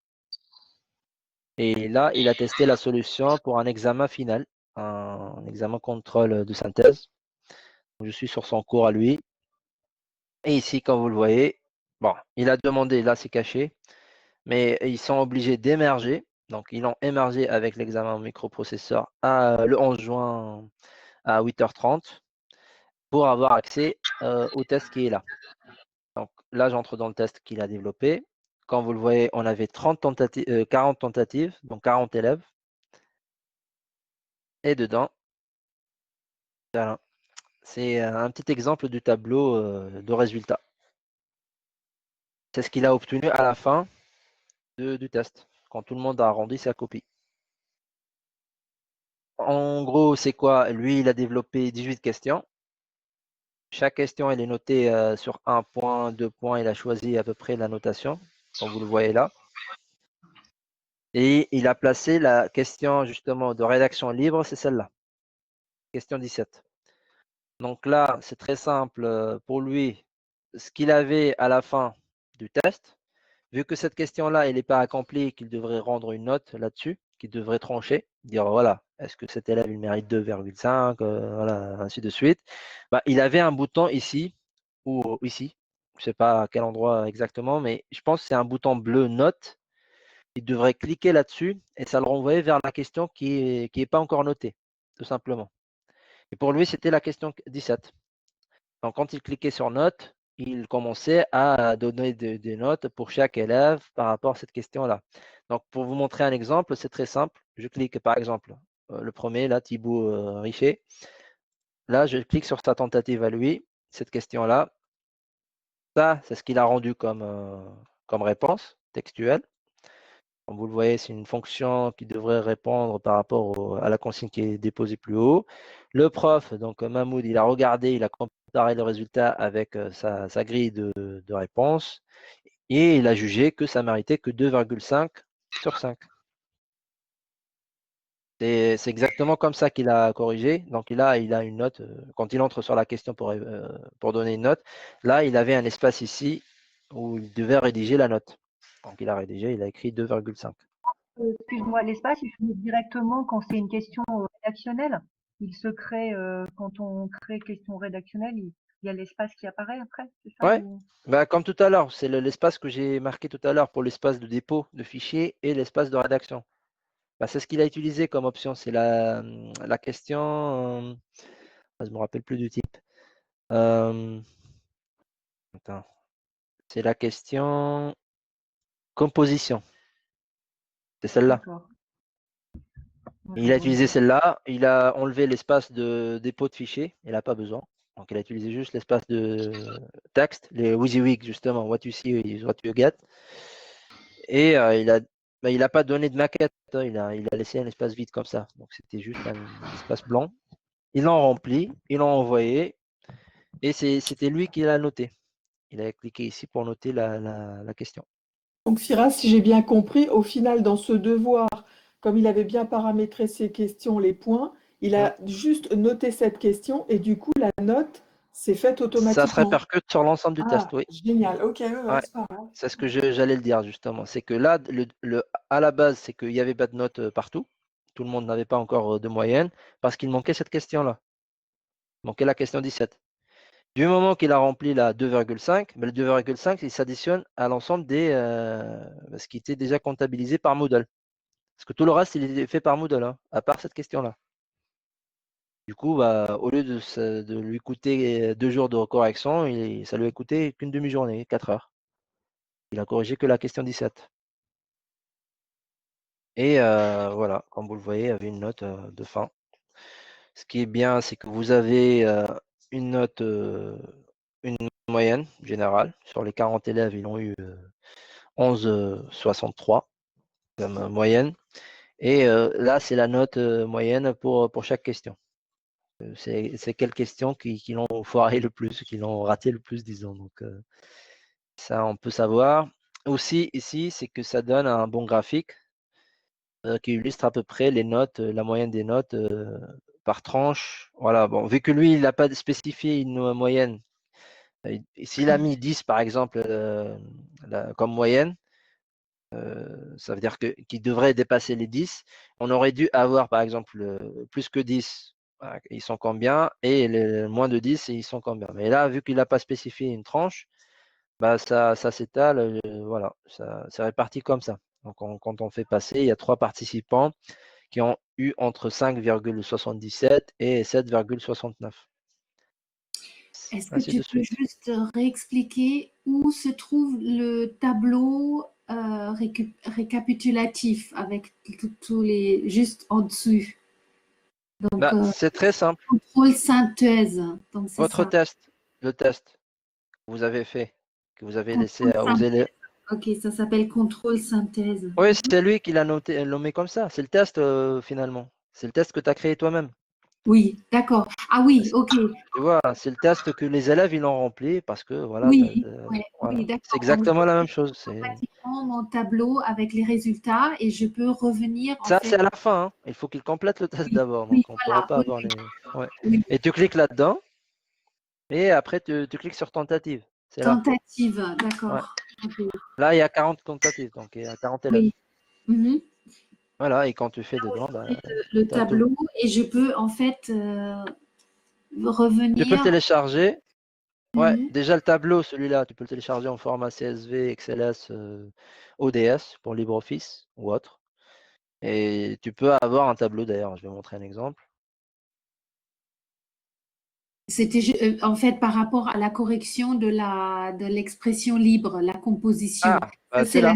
le seul moyen de pouvoir donc attribuer des points à cette question de Oui, composition. Il faut justement, de que toute j'aille sur façon, le pour. tableau et que je lise ce que mon élève a écrit et Hein, j'attribue à la main des points. ouais, Ça c'est ça. se fait dans la question 17. Hein. Hein, Bah, ça, c'est le seul chemin à faire. soit entrer comme ça dans le tableau et taper ici note, comme Mhm, ça corriger la note de l'élève. mhm, Soit il y a, je pense, hein, je ne suis pas très sûr, mais ici il y a tentative et il y a un mhm, autre bouton normalement qui devrait apparaître en bleu note mhm, en complément, je veux dire. Ça veut dire qu'il y a un autre bouton note pour compléter les notes qui manquent, disons. mhm, Je pense qu'il propose ça le quiz. Sinon, on devrait juste entrer dedans et cliquer sur note. mhm. Et qui normalement c'est là, hein, c'est au niveau de l'état. Parce que là c'est marqué terminé. Normalement, il devrait avoir un petit bouton bleu ici, note.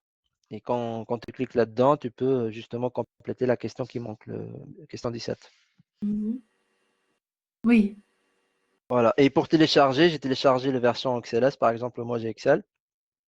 Ça s'affiche comme ça.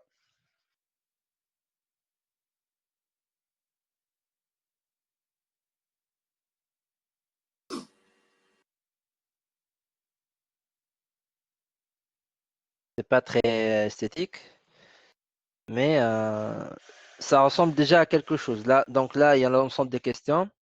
Juste pour vous montrer tout à l'heure le libellé de la question, à quoi ça sert, c'est qu'ici, il a fait Q1, il a nommé comme ça, Q.1, Q.2, Q.3.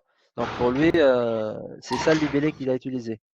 Mais si vous voulez que ça soit plus ciblé, plus compréhensible, vous pouvez mettre question par rapport à un auteur, question de compréhension, question, je sais pas. Vous donnez vraiment le nom à cette question-là pour savoir de quoi il s'agit tout ça, de ces chiffres-là. Sinon, vous reconnaissez par le chiffre aussi. Il y a le question 1 jusqu'à question 18 et vous essayez de vous souvenir un petit peu de l'ordre des questions. Bon, donc ça, c'est le temps passé pour remplir le test. 1 heure et 4 minutes. Là, c'est la note, la moyenne. Là, c'est le nom de l'élève. L'adresse plutôt. Là, c'est le nom, prénom. Et l'état terminé. Ça veut dire qu'il a envoyé bien son test. Il n'y a pas d'absent. Voilà. C'est le tableau que vous pouvez récupérer justement grâce au tableau, celui-là. Voilà, c'est tout ce que j'avais à présenter sur cette partie-là. Voilà, bien sûr, vous pouvez accéder à toutes les questions. Hein, donc, voilà. Là, juste, oui. Autre chose qui est très intéressant peut-être, c'est que vous pouvez voir toute la tentative, hein, toutes les questions. Là, c'est relecture de cette tentative. Sous chaque le nom de chaque élève, vous avez relecture de cette tentative. Quand vous allez dedans, vous avez la tentative de l'élève. C'est le test qu'il a rempli. Tout ça. Voilà.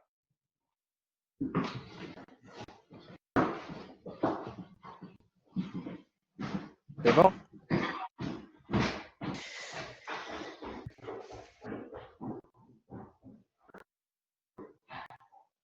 Est-ce que vous avez des questions? Non. Ok. Là, comme vous le voyez, bon, ça affiche comme ça. Navigation du test.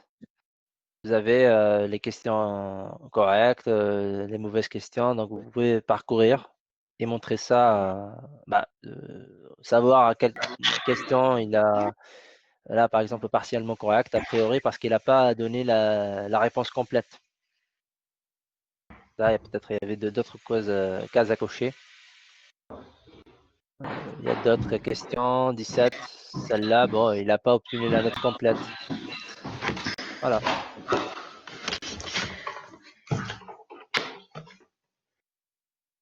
Donc, c'est tout ce que je vais vraiment montrer. L'émergement, tout à l'heure, c'est très simple. Il faut juste ajouter une activité questionnaire. Donc, j'active le mode édition. J'ajoute une activité ressources. Je crée questionnaire. Ça, c'est pour toi, Constance. Et ici, tu crées justement émergement. Bon, je ne vais pas tout noter. Émergement. Ici, j'indique la durée, à quel moment je vais ouvrir l'émergement pour qu'il puisse accéder à tout ça. Et je crée cette activité-là. Une fois créée, ah oui, juste pour l'émergement, il faut cocher cette case-là. Donc, il faut choisir dans achèvement d'activité, dans la rubrique, afficher l'activité comme terminée dès que les conditions sont remplies. Et je coche cette case-là. L'étudiant doit soumettre ce questionnaire pour compléter l'activité. Après, je valide, tout simplement. Une fois créé. Attends, Firas, pour l'émargement, c'est combien de temps? Parce que c'est pendant la durée de l'épreuve, c'est juste le temps d'émargement. C'est-à-dire si l'épreuve, par exemple, D'émerger, ouais. c'est à 13h30, tu les fais émarger de 13h15, enfin j'en sais rien, de 13h15 à 13h pour les retardataires. Tout dépend du contexte. Hein. Moi, je montre l'activité. Non, mais il faut, pour Constance, qu'elle puisse. Je ne sais pas si c'est pour un test, si c'est pour elle, pour son activité à elle en présentiel, en classe virtuelle. Tout dépend un petit peu de ce qu'elle veut faire. Mais de toute façon, le temps de disponibilité, C'est le temps justement, du ça. test, en fait. C'est le temps du test. Après, ils émargent quand Oui, ils non, parce que le temps de test, le test, il est valide par exemple, de 16 heures jusqu'à 17 heures, par exemple. Il devrait émerger avant le début du test. Avant et pendant le test, disons, un petit quart d'heure ou 10 minutes après. Mais pas toute la durée du test. C'est pour ça que je te pose la question, parce Ouais. que Non, mais ceci, il n'aura pas le temps de remplir son test, tout simplement. oui, non, Il mais aura c'est pas comme, de... Ouais. c'est comme si un élève, tu le laisses arriver avec une demi-heure, trois quarts d'heure de retard sur une Ouais, épreuve.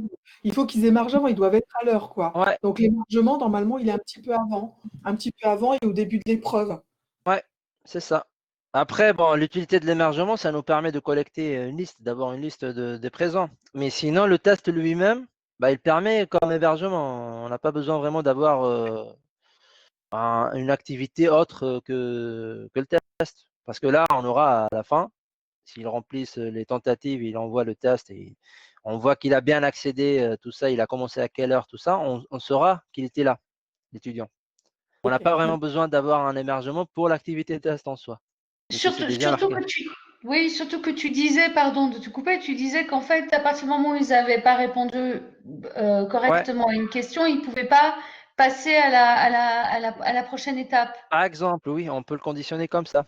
Donc, oui, c'est l'une des possibilités. Mais de toute façon, ici, sur l'activité test, dès qu'il a ouvert l'activité, il a commencé à répondre, c'est considéré que c'est en train d'être fait. C'est considéré qu'il est présent, l'élève, tout simplement. Donc, c'est pas Là, très utile, en fait, de créer un… l'émergement, ça peut servir pour d'autres activités. Moi, je l'ai montré pour le cas test aussi, mais ça peut servir pour le devoir, ça peut servir la classe virtuelle, par exemple le BBB, si on veut récupérer une liste de personnes qui sont présentes pour la classe. Donc, pour avoir accès à l'espace virtuel, justement, de classe virtuelle, on demande aux élèves d'émerger avant, par exemple. Ça peut être ça. Rebondir là-dessus, ça a été utile pour les CS Ouais. officiels. Voilà, parce que Monsieur Gouraud, après, avait besoin de la liste des présents. Donc, ça a permis d'éditer tout de suite la liste des étudiants qui étaient Là, ce que présents. je suis en train de montrer, c'est vraiment un test officiel, hein. Ça, c'est vraiment le contrôle de connaissances, Je connais, hein, rattrapage, et ça, c'est le CS, quoi. je connais. Ouais. Sauf que moi, j'ai pas utilisé le même, mais c'est super intéressant. Ouais. Il y en a, bon, je montre un autre exemple vite fait, mais qui ont utilisé le système d'émargement, comme toi, Maria. Par exemple, c'est Lonis et Christian Laroche. Eux, à ce que je me rappelle, c'est ici ou... Non, on revient. 3DN, examen. Voilà. Lui, par exemple, Lounis, c'est un autre enseignant pour les alternants, il a utilisé l'émergement pour avoir accès au sujet de contrôle Ah oui. et un espace de réponse, un document de réponse, et à la fin, un espace de dépôt. Limité par un temps donné, quoi. Ouais, c'est ça. Et il devrait émerger avant le début de contrôle. On ne devrait pas laisser ouvert tout le temps. Sinon, il y a le risque qu'ils viennent et ils disent: ah monsieur, je suis connecté, j'ai émergé, mais je ne peux plus compléter l'activité. Tu es arrivé 5 minutes avant la fermeture, donc tu ne pourras pas, tout simplement. Ouais, je voulais juste montrer le truc d'annotation. D'ailleurs, je vais voir si on peut voir les choses ici, même si je ne vais pas toucher. Donc là, bon, ça vaut la même chose pour les tests, hein. On aura un espace comme ça qui ressemble pour les questions avec comment dirais-je, des fichiers à déposer, comme tout à l'heure, hein. Donc, c'est exactement comme l'activité devoir, celle-là. Je pense que tout le monde il est un petit peu à l'aise avec ça. C'est le devoir pour récupérer les examens des élèves ou les copies des élèves, les homework, tout ça. Et dedans, si on le configure et qu'on récupère que des devoirs au format PDF, qu'on demande aux élèves de rendre, là, l'enseignant il aura la possibilité de corriger, d'annoter directement sur le PDF. Par exemple, là, bon, a priori, bon, il n'a pas vraiment utilisé un bon exemple, mais disons que Lounis lui-même, le prof, il a déposé ce fichier-là. Moi, j'aimerais corriger ce fichier-là. Donc, je clique sur note normalement. Ouais, parce que là, ça fait. Je clique sur note, ouais, c'est ça. Sur le bouton note. Voilà, ça va me montrer le fichier PDF comme ça. C'est ça le fichier qu'il a déposé. Et là, éventuellement, je pourrais écrire, dessiner, voilà, là-dessus. Ajouter du texte, de fluo pour dire que ça, c'est faux. Est-ce qu'on peut utiliser une tablette graphique? Parce que moi, j'ai une tablette graphique. Ouais. Bah, c'est l'utilité de la chose, justement. Bah C'est oui. ce que je conseille, justement. C'est que ça permet, justement, d'utiliser une tablette, d'écrire le cas de Maria. Elle utilise son PC, même si, bon, c'est pas top à tout moment, mais elle utilise un PC tactile. Donc, du coup, Moi, j'ai utilisé un Marie-Jane, c'est ce que je fais. Oui. Tous les fichiers Bah oui, comme on ça, en... Ouais. c'est très facile. Ça a été très facile, sauf que la qualité de l'écriture. Après, Firas, tu C'est veux ça. montrer dans Je suis ce que j'ai fait, il n'y a d'accord. pas de souci, hein. Et ouais. après, j'ai annoté à droite, et puis j'ai mis la note sur 20. Donc l'élève, voilà, l'élève avait Et- l'information tout de suite. ouais. Oui, parce que les commentaires numériques sur la correction des rédactions, enfin des essais qui ont été faits par les élèves prend énormément de temps. Et Exactement, c'est tout vrai, à fait.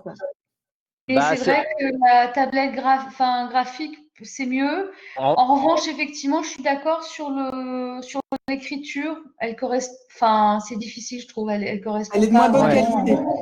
Ouais. En Word, quand tu travailles directement sur un fichier Word, enfin, mais pas là, et que tu écris, c'est plus facile. Là, honnêtement, là, sur cette interface, la qualité c'est moins beau. Mais bon, Mm, après, moi, Ouais. j'ai mis des feedbacks à droite. Enfin, c'était assez lourd quand même, hein. mm. Mm. Après, là, Tu avec peux la regarder, tablette je pourrais te graphique, on montrer. l'a testé avec, comment il s'appelle, Laroche, Christian. Je l'ai testé aussi avec Christophe aussi et Sylvain. A priori, ça marche très bien avec la tablette graphique. Bah, donc Alors la c'est, Wacom, elle est bien, hein, ouais, sauf que la Wacom, elle n'est possible que sur des tablettes ou des téléphones. Moi, je me suis fait avoir, hein. Ah, d'accord, ouais. Ouais. Alors Bah, j'en ai pour une Christian, autre. il a acheté une XP, une Xpen plutôt. Xpen, Xpen, ouais. ouais. Et il y a une autre aussi. Bah, je t'envoie la référence dès que je la Oui, trouve. je veux bien. Ouais. Et puis il y a Mais aussi moyen de transformer l'écriture en texte. ouais. Bah après, ça a des coûts, hein, ça représente un coût quand même. Bah ouais. Après, bon, c'est un investissement, bon, sur la long C'est terme, ça. disons. Donc, Ouais. et juste pour compléter sur cette partie-là, on peut annoter ici, sur le fichier direct. On peut donner une note, là directement, sur le Ah oui. fichier, justement. Donc, sur 20. Là, il a noté sur 20. Donc, du coup, il va noter cette copie-là. On peut laisser un feedback commentaire. Donc, c'est le prof qui va dire, ouais, bon, vous avez bien fait le travail, mais il manque ça, ça, ça, ça. Donc, on lui donne les consignes ici au lieu d'écrire sur la copie. Et on peut éventuellement envoyer un fichier correction. D'accord. Voilà. C'est les Et ça, c'est que options. sur Moodle? On peut faire ça que sur l'outil Moodle ou... Bah, là, je propose une solution sur Moodle. C'est ça Ouais. disons, on a activé cette Mhm. fonctionnalité-là. Et du coup, là, ça permet aux enseignants de corriger directement sur Moodle, sans télécharger D'accord. le fichier, la noter et après le remettre, tout ça. D'accord. Donc, c'est plutôt pratique. Mm. Sinon, bah, tu télécharges le fichier en PDF. Tu peux l'éditer avec un fichier, un logiciel d'édition de PDF. Là, par Ouais. exemple, je peux l'avoir et je peux téléverser le fichier après. Mm. Tu peux le faire d'ailleurs ici. Tu télécharges le fichier, tu le modifies tout ça, tu fais des annotations dedans et après tu le téléverses Ouais. ici, dans l'espace en bas. D'accord. Voilà. Mais ça, d'ailleurs, pour l'espace de devoir, donc tant qu'on y est, il faut activer ça. Donc, comment faire? C'est très simple. Pour lui, l'activité devoir, c'est celle-là. Donc, quand tu vas ajouter l'activité, tout ça, tu le paramètres à ce que il te permet d'annoter. Donc, moi, pour paramétrer, je clique sur modifier paramètres. Et là, quand je descends tout en bas, il y a remise des travaux. type de feedback. Voilà, c'est ça. C'est type de feedback. La rubrique type de feedback. Donc, comme vous le voyez, il a tout coché. Là, c'est la notation PDF. Donc, on écrit sur le fichier. Là, c'est le commentaire. Pour déposer un commentaire, un feedback commentaire. Et là, c'est le fichier de retour. Donc, l'examen, la copie de correction. Là, c'est le formulaire d'évaluation hors ligne. Honnêtement, je ne l'ai pas testé, mais bon, il a coché tout de même. Pour activer le commentaire qui est là, il faut activer cette case-là. Il faut dire oui. Voilà. Mais c'est type de feedback. C'est sous type de remise. Mais ça marche que pour le PDF. Hein. Ça marche pas pour les autres types doc ou autres. Voilà. C'est tout ce que j'avais à montrer dans l'ensemble. Avez-vous des questions? Non, ça fait beaucoup d'informations. Ouais. Mais, mais c'est clair, c'est rapide, mais c'est clair. Bah, tant mieux. Merci beaucoup. Je ne sais pas, les autres, je les entends pas. Ben, je t'en prie. Ouais, ils sont là. Même réaction que toi, en fait. C'est clair, ça fait énormément d'informations, en espérant que on puisse réussir à.